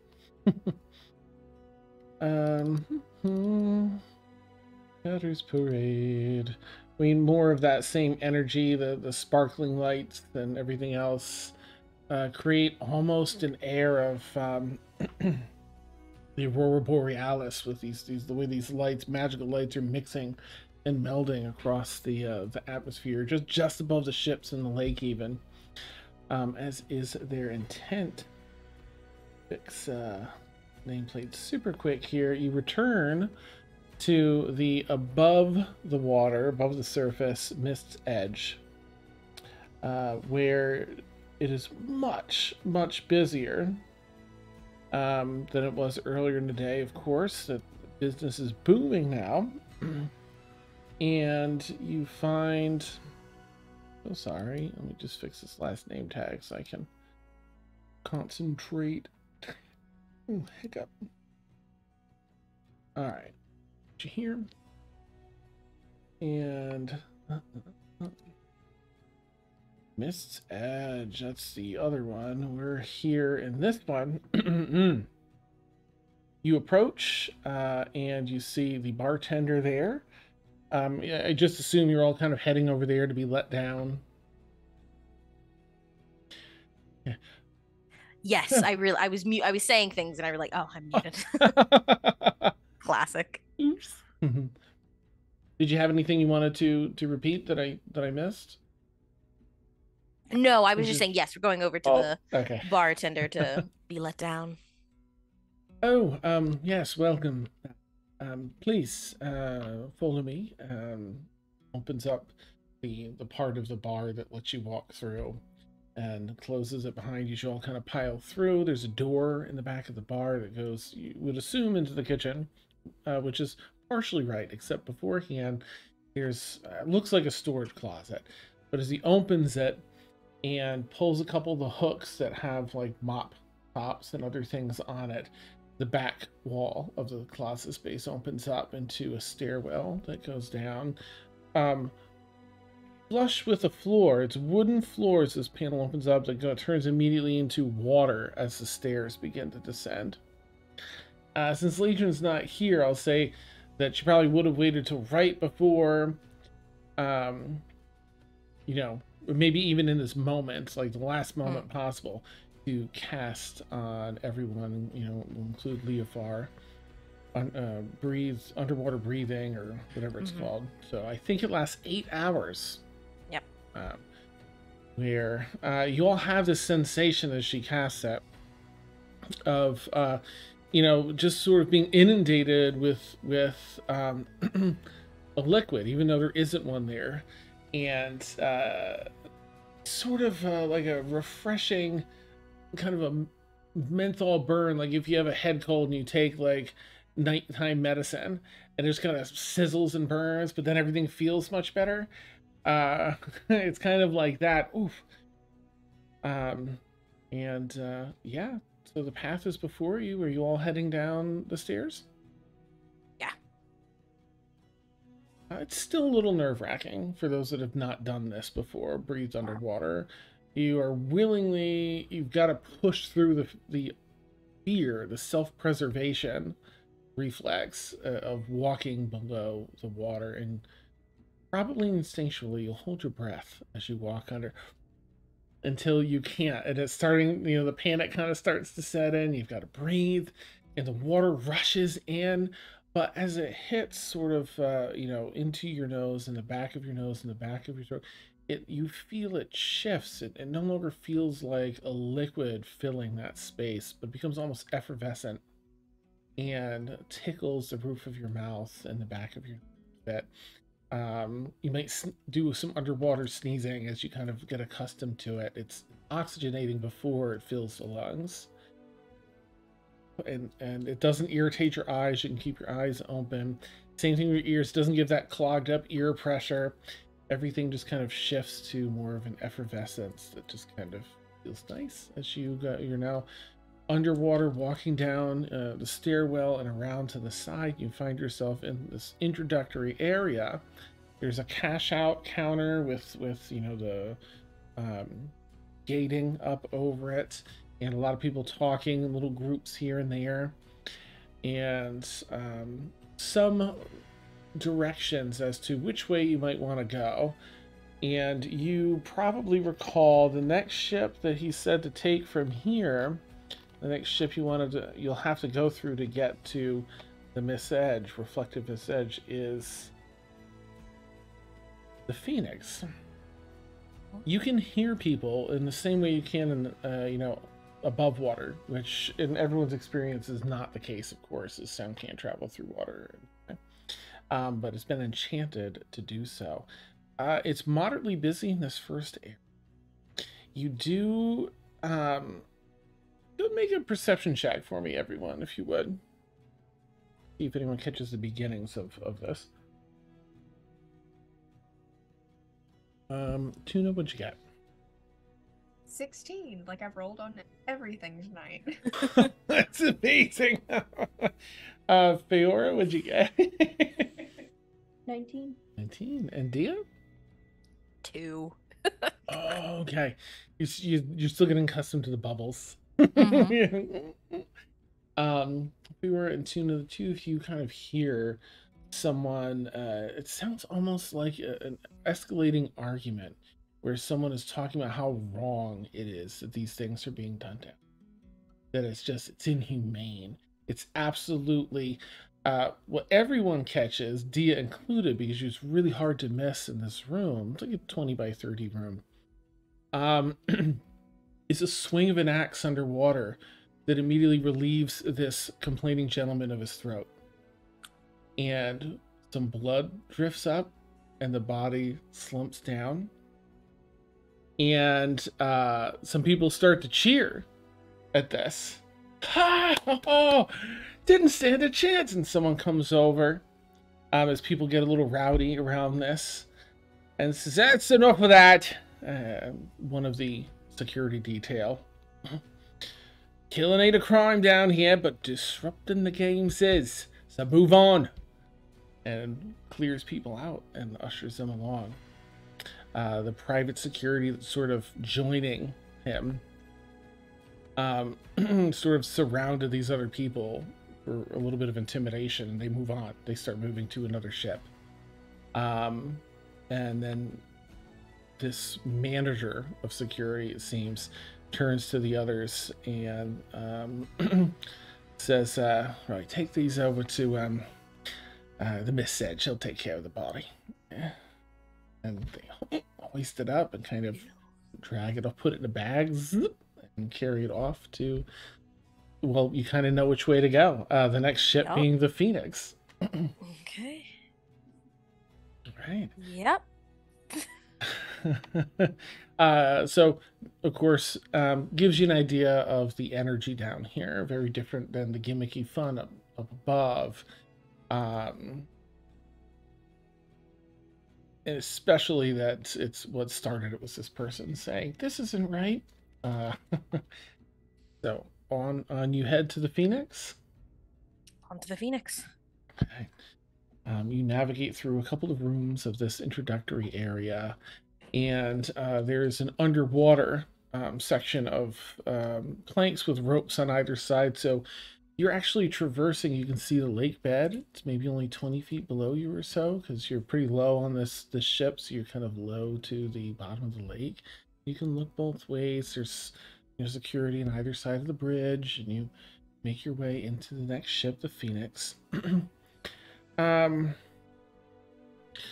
Yeah, you find your way aboard the Phoenix, and there's a few rooms that you have to pass through to get across the ship to the next one.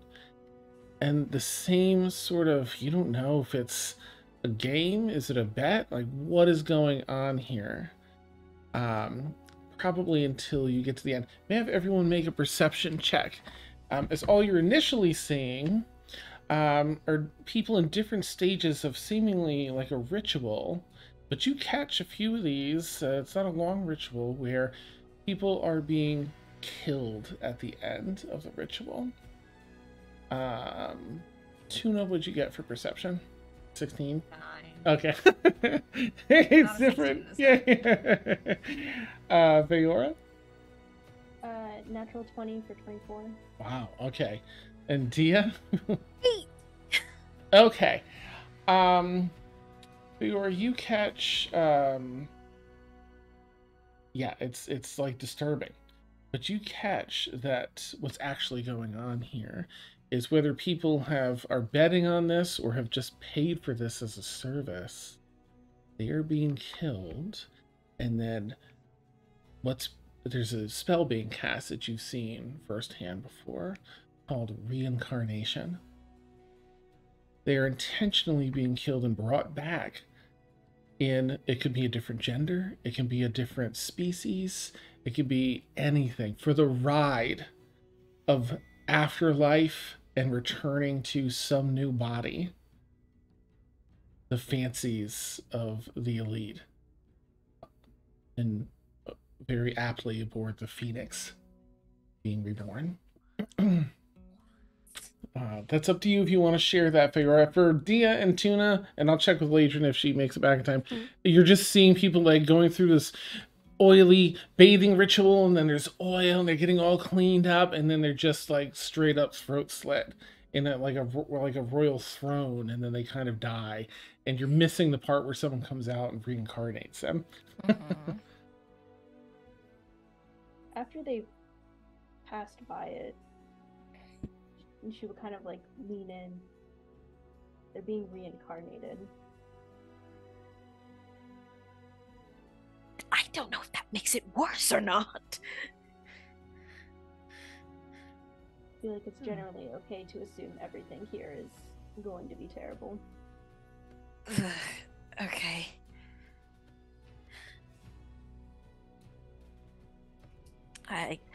Pressing on then. You do not want to throw up underwater? No, it's probably not pleasant. You continue. You've got to go through several more rooms of this.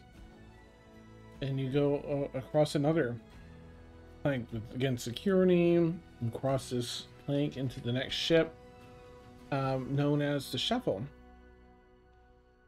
And this ship seems to be divided into 2 rooms. You kind of navigate the outskirts of the first one, and it's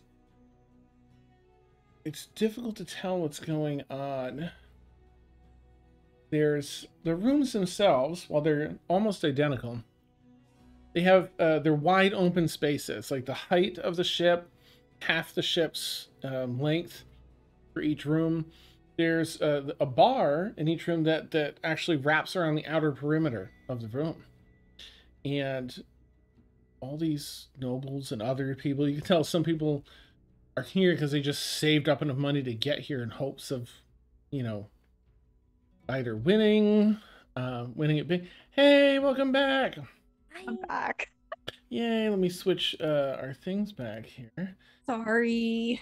You can't help it. You're good. I know, I really can't. I really can't. And I'm afraid it's going to happen again. So if it does, I'm sorry again. Come back as many times as you want and need to. You're good.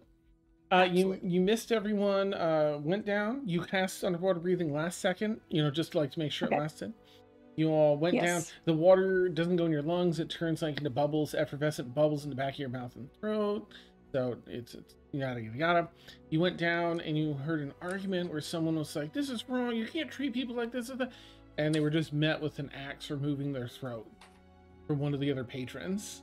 And someone came over and was like, "Hey, that's enough." Like everyone was like, "Yeah," because they were speaking up about how wrong this is. And someone came over and said, "That's enough. A murder ain't wrong down here, but you can't disrupt the games. Move on." And there was like a manager of security, and they took the body to the Mist's Edge. And just to give the impression, you just went through the first ship called the Phoenix, where you were witnessing. Make a perception check, Ladrin. I'll just see if you caught this too. If you were explained, if not, but just to throw it out there, I would have done water breathing ritually if we had enough time before. If That's not, right, then too. I'll use the spell slot. You're fine. Hey.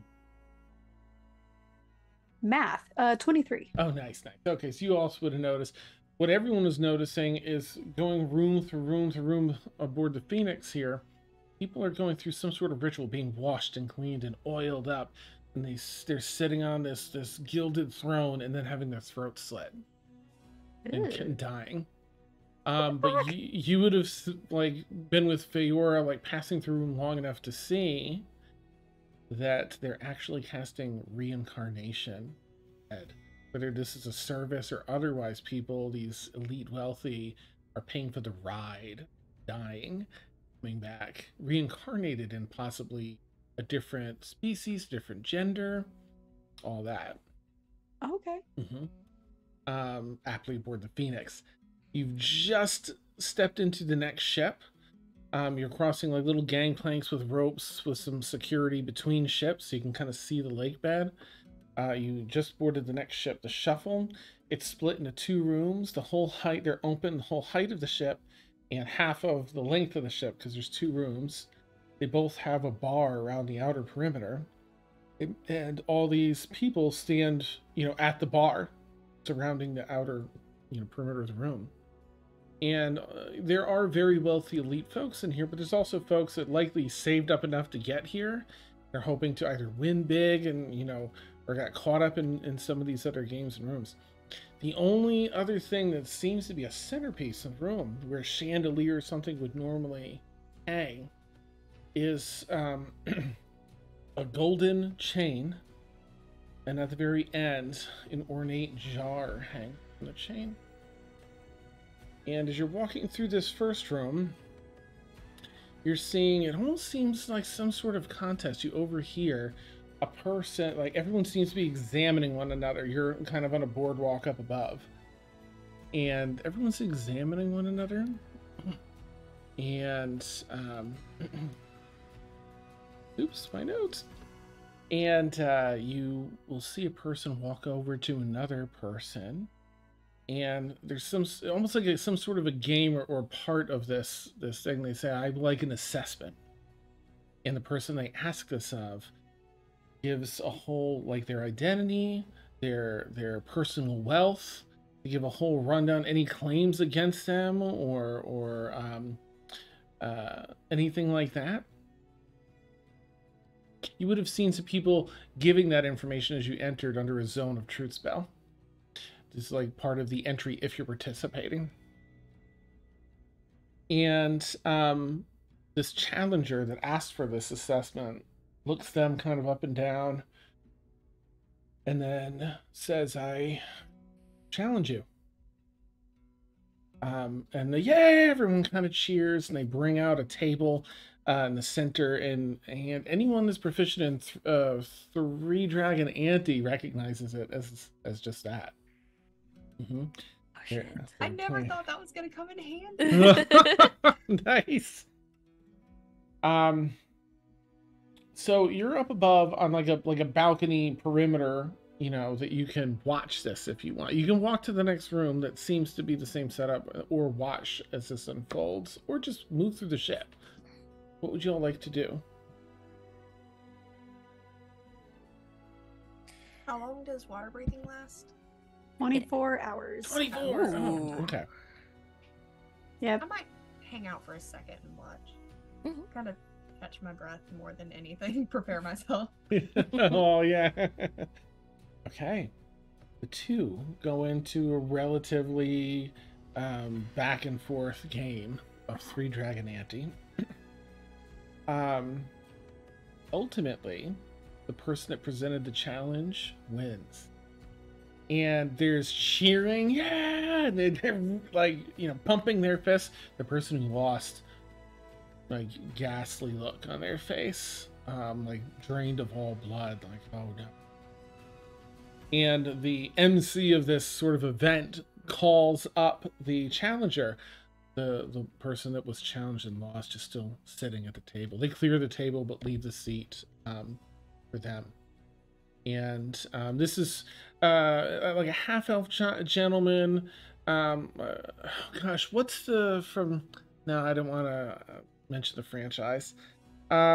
This very pompously looking gentleman, is the challenger, the one that presented the challenge. half elf, golden like locks of hair, and with a snooty attitude to kind of go along with the whole look. And it was a elven woman, maybe like 110, like really young, that long kind of brunette hair, of some wealth, seemingly. Challenger that won goes over to the MC.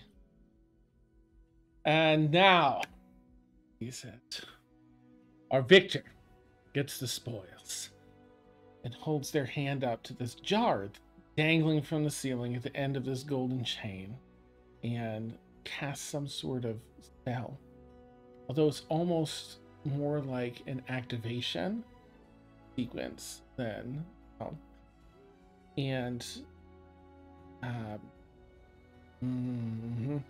the magic jar that hangs from this chain draws the soul of this woman into it, right up from her body into the jar. Her body, and am I doing that backwards? Is it?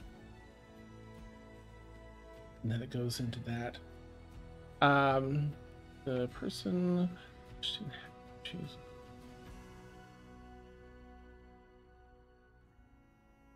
Yeah.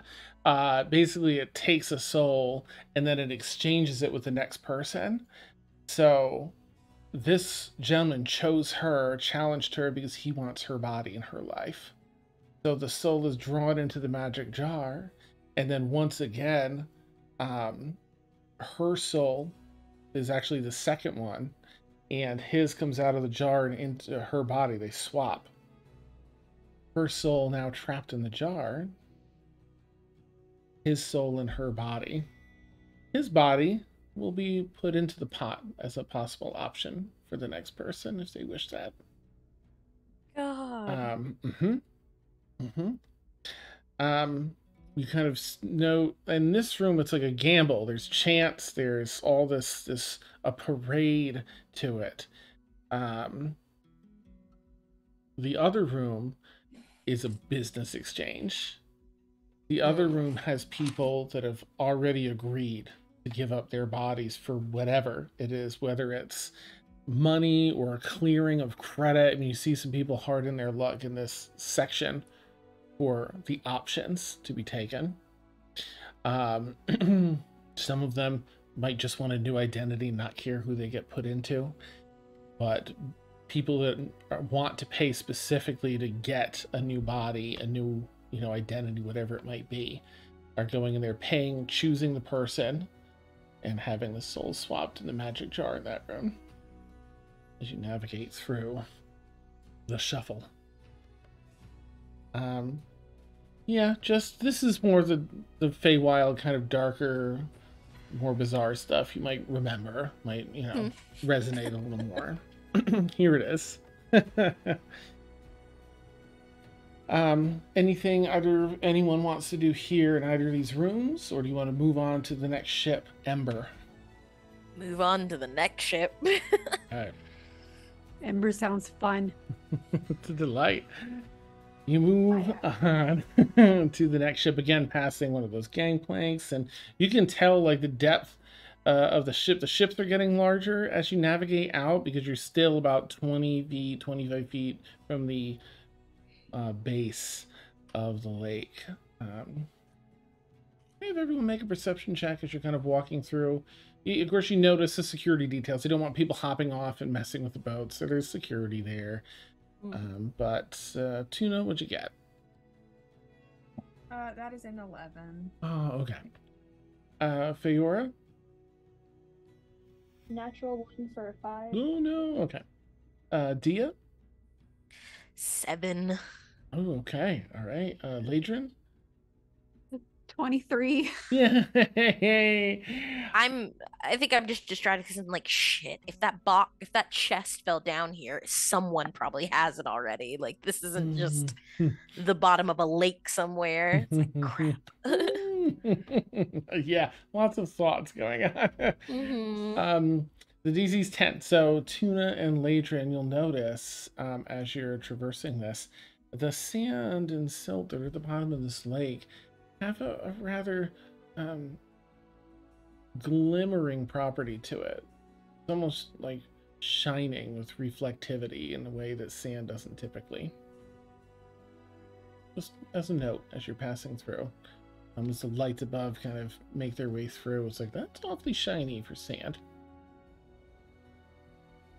Right, you continue into Ember. This ship, again, larger than last, has numerous rooms, but they're all set up the same. They're only medium-sized rooms, but in the center of each lies a raised square platform of stone, about 1 foot tall, maybe 1 foot thick, and each edge of that runs about 8 feet. So sort of like a large barbecue pit kind of stand in the center of each room. Within that square stone boundary, there lies ashes and misshapen bits of coal.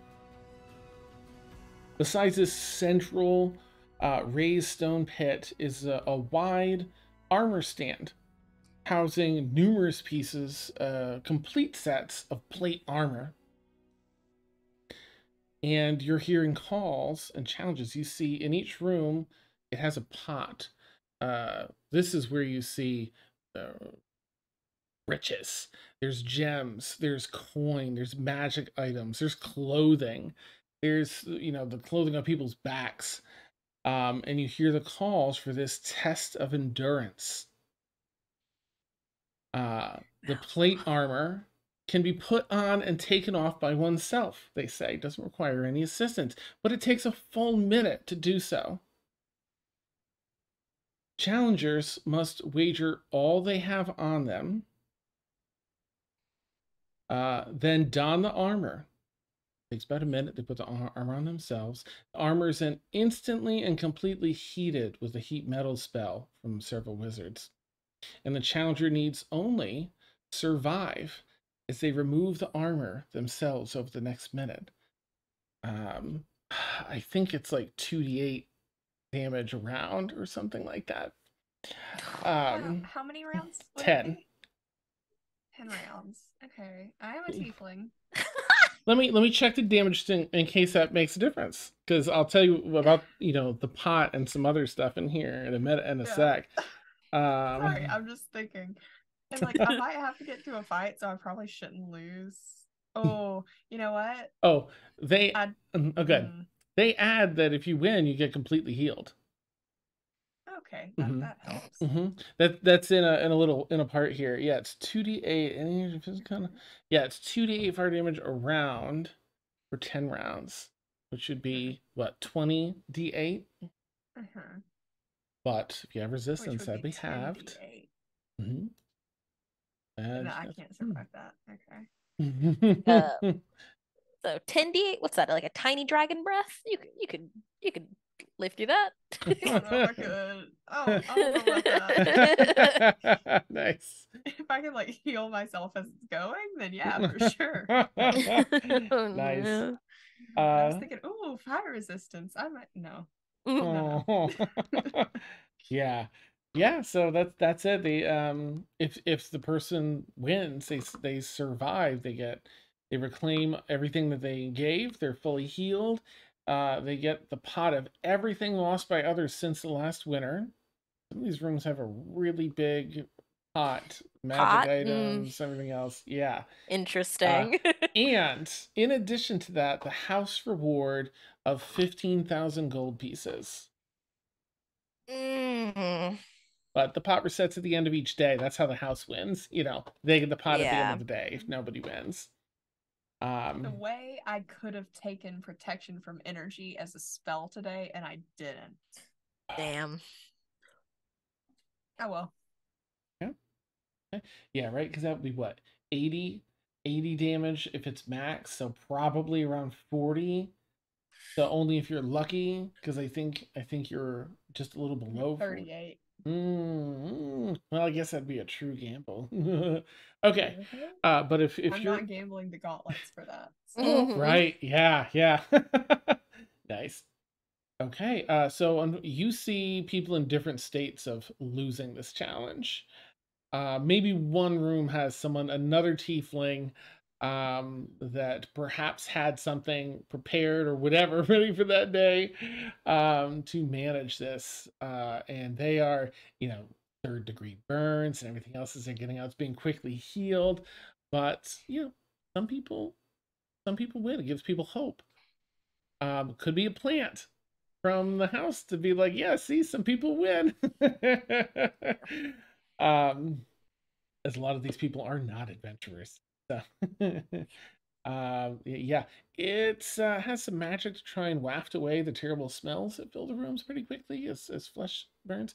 But most people, fail at some part of the donning of the armor and just collapse and often create those misshapen bits of coal that are left.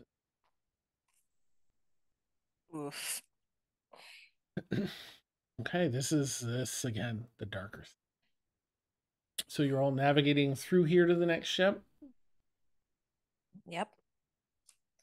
Same thing, further still into the lake as you cross over to the next ship, Sweet Compulsions. And you hear people calling. It's a ship for games. The Wager of Wills. A bet against the House Magician. You bet that you can withstand the effects of the spell with your wisdom will alone. If you succeed against this spell that the mage uses, contested against your wisdom, then you win, let's see. Oh, there's a couple things you win. First, you win 1 week of compulsion over the next contender should they fail. The person that follows you. If they fail, you get 1 week to tell them what to do, and they'll do it. I should start. If you fail, you're compelled. That's the spell. You're compelled to do anything except something that would result in your direct death, which breaks the spell for the next 30 days. The house claims the first 3, and then, if the next person, the person before you had won, they get that last week. If you win in this battle of wills, again, you can take, if the next person fails, you get that last week of their 30 days. Might not be for you all, but that's what other people are here for. You also win 800 platinum pieces, which is 8,000 gold pieces. It's also considered a consolation prize if the next contender succeeds, as you lose the chance to use compulsion, that week of compulsion. But there's, several rooms of this going on. What would you all like to do? Temptation. Ooh. Because here's the thing, I can emboldening bond, which will basically be a bless, and I have +7 wisdom for my wisdom saves. Listen. Oh, If you maybe- what were you gonna say? I was gonna say maybe we do it after what you came here to do. Yep. Mhm, Maybe mhm. maybe on the way out. Because who knows if that month of service Yeah, that's what starts I'm worried immediately. about. That's That's what I'm worried Mhm. about. Oh yeah, no, it's right then and there. it starts immediately. Mhm. Oh yeah, no, never mind. Trying to remember what the name of the actual spell is. It's not. Maybe it is compulsion. I don't Is know. it Gios? If it's Thank 30 you. days? Yes, there it is. Yeah. Mm-hmm. Good spell. It is. Mm-hmm. Yeah. Okay. So let me know what you want to do. If you're all like, we're good, or if you have anything you want to go or try and contest wills. Oh no, not with my negative wisdom score. Nice. Okay. You're walking, I mean, on the past ship and this one, these pools of cash and goods are just like astronomical. They're small fortunes here. Room to room to room, the wealth being thrown around here is absolutely insane. But you make your way through sweet compulsions and finally find yourself pretty much in the center of the lake. Again, about 25 feet, about 25 feet above the base of the lake here out in the center. The Miss Edge is a pretty large ship. Yeah, at the Miss Edge. This room, you're sort of stopped as you cross the ladder and you step into a hallway instead of a room. It splits in two different directions. Almost like it's trying to organize people into different areas. And there's four, it goes in both directions, and then there's 4 hallways to go forward in. So you're just told, this way, and you move down the left and into that last hallway. And you step into, let's see, the next room. Man, where's my, I'm just going to play, I want some tension in here. So I'm going to play our battle music, even though this is not battle. I like the idea of the tension. So let me just put that in chat for y'all. Yeah. Turn my volume down just a touch so we can hear all of you. Okay. So you step into your kind of walk through with the security around. Here in particular, this seems to be one of the bigger gatherings. This large ship. A lot of people are here to bet on whatever gruesome fighting is ahead. You walk down this hallway and you're all put into, it seems like a bit of a waiting room. There's a few people in here. There's like 3 security folks, one in the door that you were ushered into. They close the door and wait inside. And then 2 people sitting down. One sort of off in the corner, scribbling something in a book or a journal. And one just lounging back on a chair here. There's magically placed windows in the side, more of like a house sort of rectangular window on the side of the ship here that you can see out into the lake floor, and a number of fine bits of decor, stone busts, beautiful velvet red drapes that adorn the wall on the other side, and some nice soft lighting in here. And the person sitting down, leaning back, just sort of gestures, well, the seat. You here for the fights, yeah?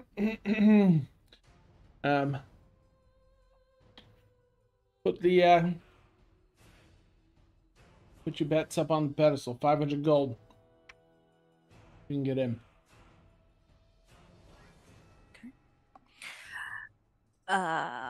Is just a not cautionary, but wondering, guessing, is he upping the price because, like, it has been mentioned that we are new here before? Is he upping the price because he's never seen us before? Perhaps, like, is there? I guess I would ask it. Yeah. Oh. 13. A little tough to read. You get the sense that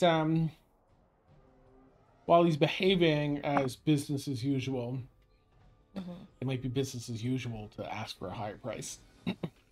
That is true. Okay. And do the coins that we have, can that be supplemented for our bet? Like they're like a casino, like casino That's what tokens? he's looking for. Yeah, you've got 250 Gotcha. between the 5 of you. Okay. And if we pull all the so all of us together we have 250. Ah, okay. You here to bet or Well, I'm not here to bet. what are you here for? I'm here to fight. Oh, I got a fighter here. All right. What's your speciality? I mean, I have my hatchet, but I'm not too bad with fists either.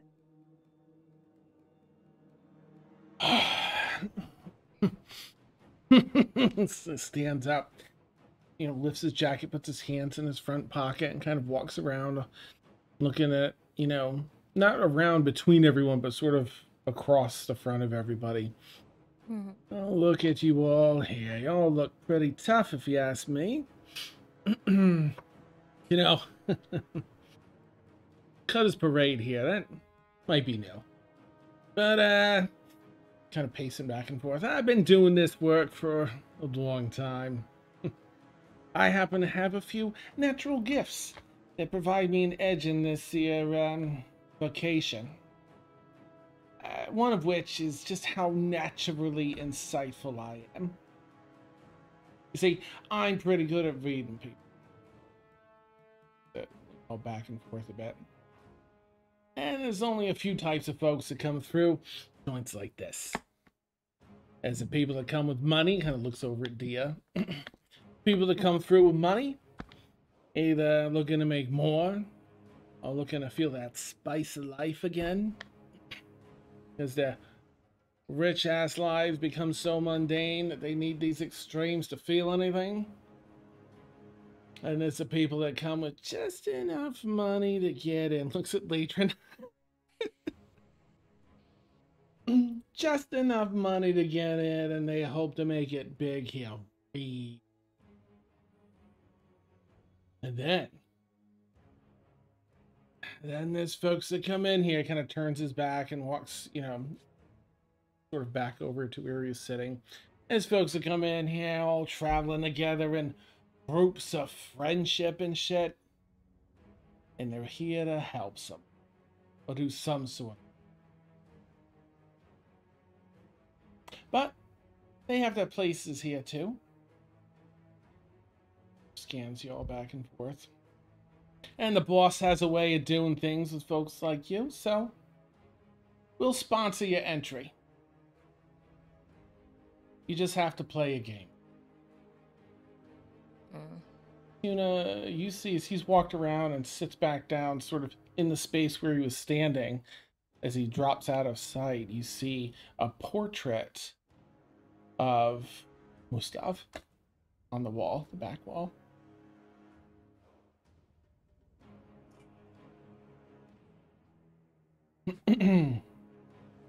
That's all. You just have to play a game. What's your game? Oh, I'm glad that you asked. Leans forward a little bit. You see, the stakes were set when you entered the room. He snaps his fingers, and the red drapes, the center pair that adorn that wall, are drawn open. And it reveals like a tank almost within the wall that has someone chained inside. And they seem, they've been kind of had the clothes taken off their back. They're down into their underoos and stuff, and they're chained at the wrist and the ankles and the neck and across the waist and sort of bound in a few places. And they sort of appear maybe elven. They have a very androgynous appearance, but they have elven ears, long flowing moon white hair, and panic and fear in their eyes. And as they notice themselves that the curtains have been drawn open and there's people here, they start shaking kind of violently, in the glass, like in their chains. Like, get me out. So here's how we play. Please relax a bit here. We're just gonna play a simple game. You can play as many times as you like. Each round has to be played by a different one of yous. And it's a simple game of 21. And which is you roll 2d10s to start. Mm-hmm. The natural one is either a 1 or an 11. You get to choose, like an ace. And so, sorry, let me just make sure I'm right. So you're pretty confident. This feels like some of the energy of Mustav. Previously, whomever Tuna, you didn't have too much interaction, but what you did, this kind of feels like that energy. There are portraits on the back wall, and this person's continues. They actually fish through their front jacket pocket, take out a little small ornate stone, and say, of course every game has its stakes, and show them what happens if they lose a round. It says into the stone. And you see the person in the tank kind of jerk and begin to thrash about, looking down in panic at their left hand as they continue to seemingly freak out in their chains, trying to shake off something unseen. As the chains jostle everywhere from their thrashing, you watch in horror as one of their pointer finger begins to bend backwards on its own, quickly reaching an unnatural distance before the limits of the humanoid body begin to offer some resistance. The finger then quickly snaps all the way back, skin, muscle, and sinew tearing at its base. And the finger then seemingly ripped clean off the hand by the same unseen force. And as they scream in pain and horror, bubbles, coming up from their mouth, the finger, trailed with a cloud of blood, floats up past their face. Their head pauses, their eyes just sort of track in shock. Their finger float up past their face.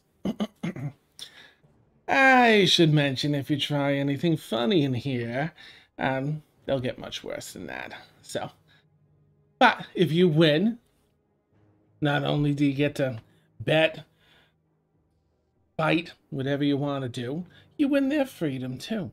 That's what the boss likes to do with folks such as yourselves.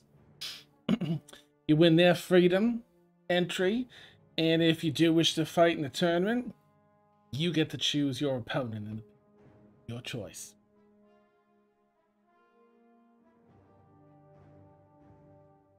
I'll look to the others, because I'm not gonna agree without them. Runa's trying very hard to keep their breathing kind of steady Mm-hmm. at this.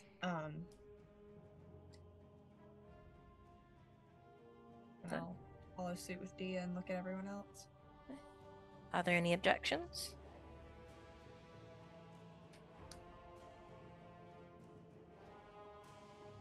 All right. Excellent, excellent. Well, we can get started, but I should mention too that, not that your lot would probably care about this that much, but you also get 250 platinum to walk away with if you win. Play many rounds as you want. All right, who's first? First round. I'll go. Very well. Hey, thank you for the raid. Neon Lights Roleplay. Hi, party. Okay, so it'll be 2d10s to start. Again, a 1 is a 1 or an 11. You get to choose. Gotcha. And just so is the goal to try and reach 21? 21 without going over. Correct. Without going over. All righty, like closest to it. Closest to it. Got it. Okay. Let me see if I can find Are you another D10? Are you? Yes, you are. Okay.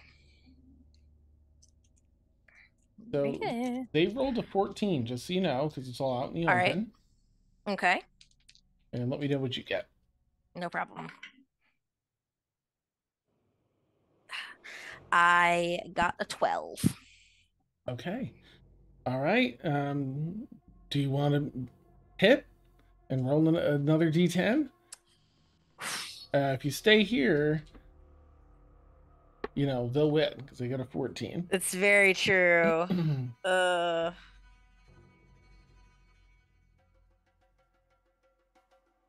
God, if it was an 11, I would say so, but it's a 12, so it's Listen, be bold or be boring. I'll chance it. I'll Okay. roll another. They'll hit too. Okay. Oops. Okay, here we go. Okay. I rolled a 7, so it's a 19. Okay, they rolled a 9, so they bust. Yes! Oh. Looks over at the person in the tank back you. Good round, good round. All right, you got to get, let's see, it's 5 yeah, best out of 5. Who's next? That's 1 for you. Mm-hmm. I'll go. Okay. Sure. Okay. Oh my god. All right, well, let's have at it then. Test your luck. Okay. They have a 12. I have a 14. Okay. Do you want to hit? If you stay this round, you can't hit anymore, period. Right. What did they get again? They get a 12. They're going to hit. Okay. Okay. Yeah, I figured. I'm going to stay. Okay. What was your roll again? 14. They got a 6, which is an 18. Oh, shit. Oh, Can- good luck. Good Can I luck. use my DM roll? Would that apply here? Yeah, you can subtract it or I would add like it. to. Either or. You can. Oh, I see what you're saying. You can use it to roll instead of not rolling. Yeah, and you know what I mean. Roll. What is it? A D. D8. It's a It's a D8? D8 right now, Okay. and you can add that to your thing. But be careful if it goes over. It'll still be over.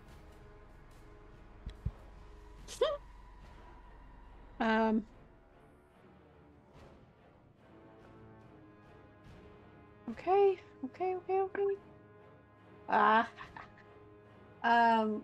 Shit, what did I say? 8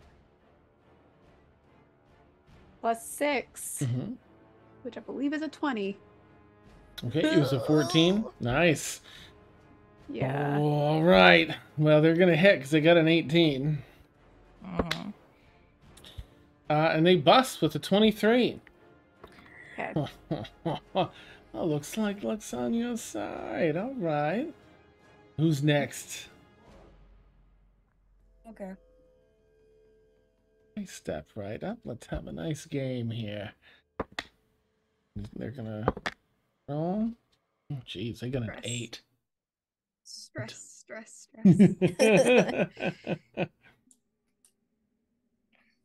Ooh. That's an 18. Ooh. Oh, okay. Well, they're gonna have to hit for sure. Oh, they got a 10, which makes it an 18. So 18 to 18. Oh, what are we gonna do? We gonna tie here? I don't think.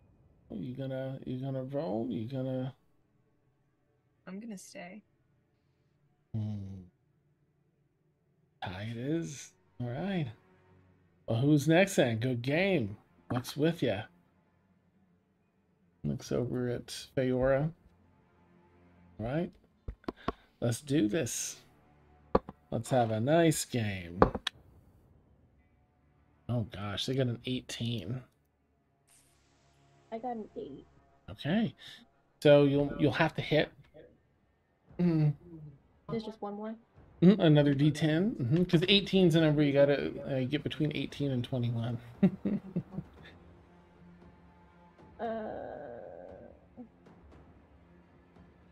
17. 17. So it's still a losing number. So it gets risky here. You'll have to, if you want to not lose, you'll have to roll. But if it goes over 21, it's a lose as well. So I'll roll. hope for a 1, 2, 3, or 4.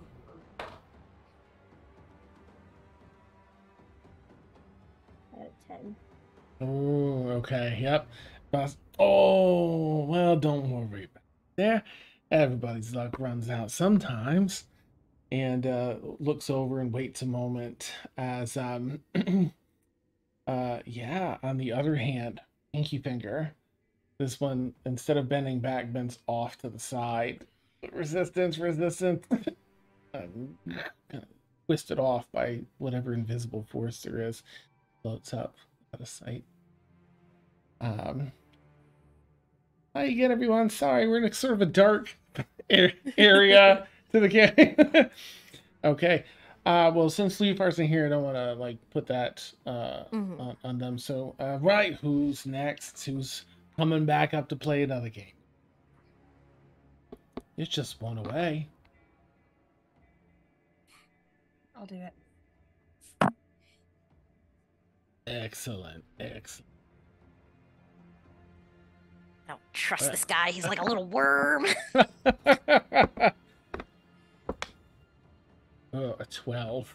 They got a 12. I got a 5, so. Oh! All right. They're gonna hit too because they don't want to be here. It's a 9. I'm at 14. Okay. They rolled a 10 and got a 22. Bust. Oh, well, you look at that. All lucky you. Well, them's the boss's rules. Right. So, congratulations. Hey, takes out that sending stone. They're good. They won. Tucks it away. And the glass of the tank shimmers with magic as it was a wall of force. Disappears and letting the waters commingle, which again, you're underwater here, and the chains unlatch, and the person sort of in a daze kind of floats out into the room a bit. And they're just letting them float. They're not doing anything. But, oh, they're all yours. They do what you want now. Oh, you got your 250 platinum, right? Goes over to a little chest and counts out a few rows of platinum for you. 5 rows of 50 each. Sets it on the table. That's all for you. And for a fighter over here, who is it? Who you want to fight? I'd like to fight Mustav himself. Oh, that's sneaky. You let me check on that. Takes out a different sending. Does mumble something into it.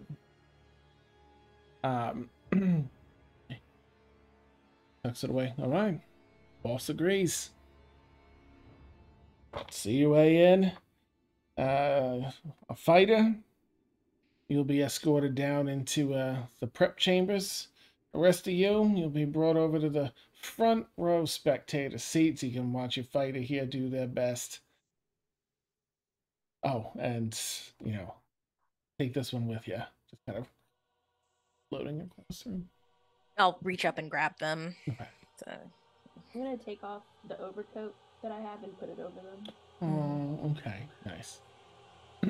You feel a little shiver. Also, cure wounds. Okay. Let's cauterize those wounds because I can't regrow fingers right now. I don't want to use my spell slots right now. I think I'm gonna need them. No, yeah. Fair. Nice. I'm just doing first level in case I need the higher ones later. Sure. It's just enough to cauterize those wounds. That's Yeah. Stops little clouds of blood and stuff, and they heal up.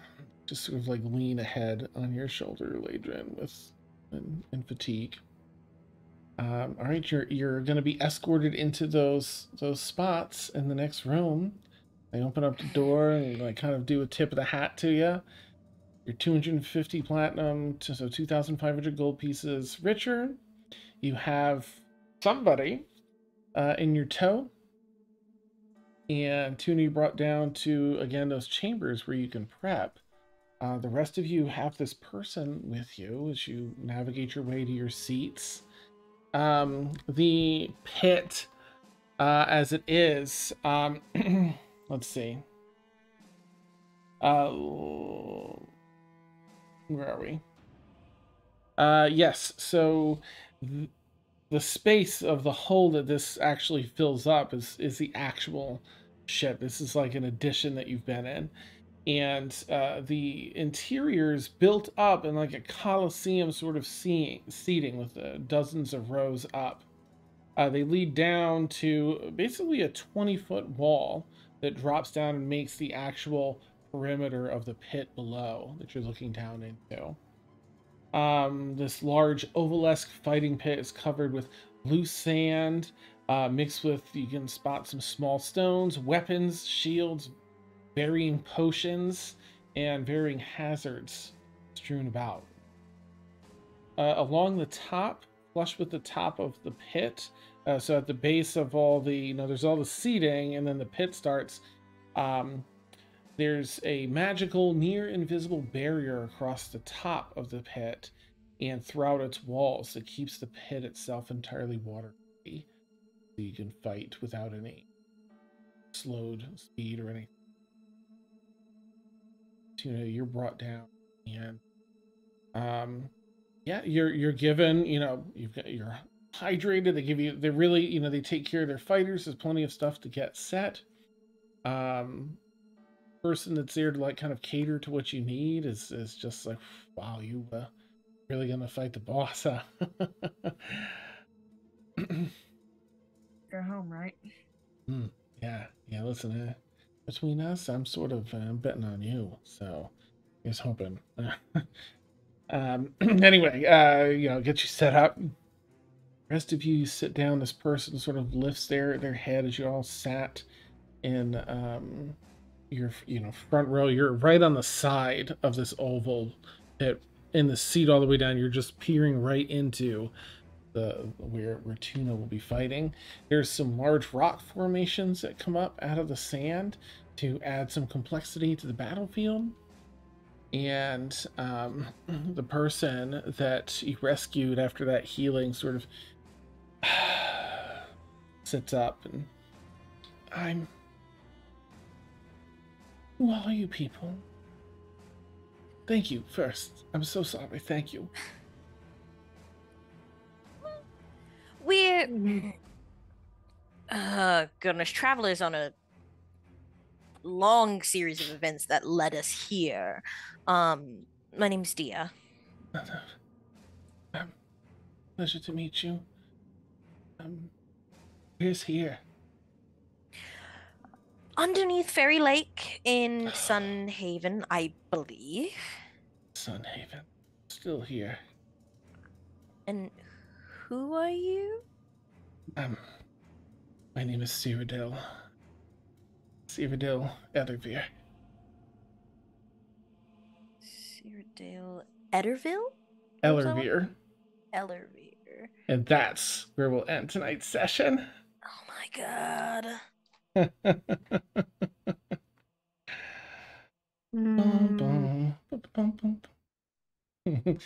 Our note takers like I'm like going back through what? Cyrodiil Ellervir. Yeah, but that name That is in my notes, right? Could be. Probably not the Cyrodiil part, but the last name Ellervir definitely is. Ellervir. Isn't that, Ellervir. was that the Oh shit! The first word that, yes, the first Yes! I just got to we found them in the mines. Theatril Ellervir. Theatri, yeah. Yep. Theatri Ellervir. The first Warforged. Exonerating. Went through a warehouse to see, yeah. Lyra has her See it? journal copied. Mm. Yeah. Yay! Well done, everybody. Yay! What? It was like that name just sounds so like the last name, anyways. Yeah. Okay, interesting. You know what? As a bonus, you want to go and make a perception check for me, if you would, as you're going Okay. through this sort of locker space and prep room. Oh, terrifying. 14. That's enough. You also notice an unguarded exit from the ship. Oh. Mhm. There's a room, there's a door, sort of tucked away in a very small, like almost like a pantry room on the end of the locker space, and it's only like 5 feet deep, and there's a door with a porthole, and you're looking out on the lake there. No one seems to be guarding that. Yeah. Good to know. I guess I have to ask this weaselly little person about the box because this is where it was, right? That they dumped it in Fairy Lake, as far as we know. As far as you know, it's at the bottom of Fairy Lake, near the center. So you Mhm. might be close. I mean, you might also, I mean, you're close to the bottom and you're close to the center. A little bit of detect magic might even ping a thing or two down. I might go do that. Yeah. Nice. I did pack locate object just in case. Oh, Oh, damn. Nice. Well, that'll definitely help. Yeah. I love it. Okay. So thank you again for the raid. That was so sweet, Neon Lights role playing. And thank you for the folks staying here and chatting and everything. Super appreciate you. If you've been having fun, consider giving us a follow. We've got a lot of D&D across the week, so you can be alerted as things come up. You've been watching our newest campaign, Sundered Fate, tonight. Our high fantasy. Of course, we got into kind of a dark place tonight. That happens sometimes. But our adventurers are being, amazing and overcoming the obstacles before them. Oh, excuse me. I'm eager to see. Let me just for really quick, I'll put on. I don't know if it's still working. Is it on camera? The pit that we didn't get to tonight, but is boy. here. This Sweet. is what's his name? Mustav, and that's Tuna, and then you're all up here. This will be the person that's sort of in your care now that you have them. Yeah, so I'll just take a picture and set that back up. Yeah. We So had that set up the whole time because you knew this is how it was going to end. I had it set up in case it went this way. Uh-huh. Like, because, I'm like, I don't know if there'll be a fight or this and that, but if it gets here and Tuna wants to fight, which they might, I You wanted know to be me ready. very well. Now I want to know who this Mustav is. Yeah. Let me see if I can quickly, do I have, if I can, just for our viewers real quick, I'll show you too, so I'm not talking about it, not showing. Let me close this and turn on, is it this one? A question mark? Yeah, it's both of those. Anyway, here's sort of the little battle map that might come to pass. We'll see. We'll see. I'll keep them up for next time because if we start there, it'd be great. Oh, and a possible exit and locate object. This is clutch. This is amazing. There's even more fun stuff to come up next week. So if you had fun, I hope to catch you all, next week. Come back and join us and see what's going on next. It was quite a ride to get here to Sunhaven, and now Sunhaven's been quite a ride in itself already, and over just one session. I'm excited to see how it goes here. There's even more goodies to come. Yay! Okay, so we're gonna go ahead and raid our friends over at Art Heart Studios. Channels. Follower, subscriber only chat. Okay, I think they might have their follower only chat, but they have amazing content and they're really fun. So consider giving them a follow and stuff. But for now, consider giving a call Madbird Raid as we hop over, and we'll catch y'all soon. Take care, everyone. Have a lovely night. Bye. Right.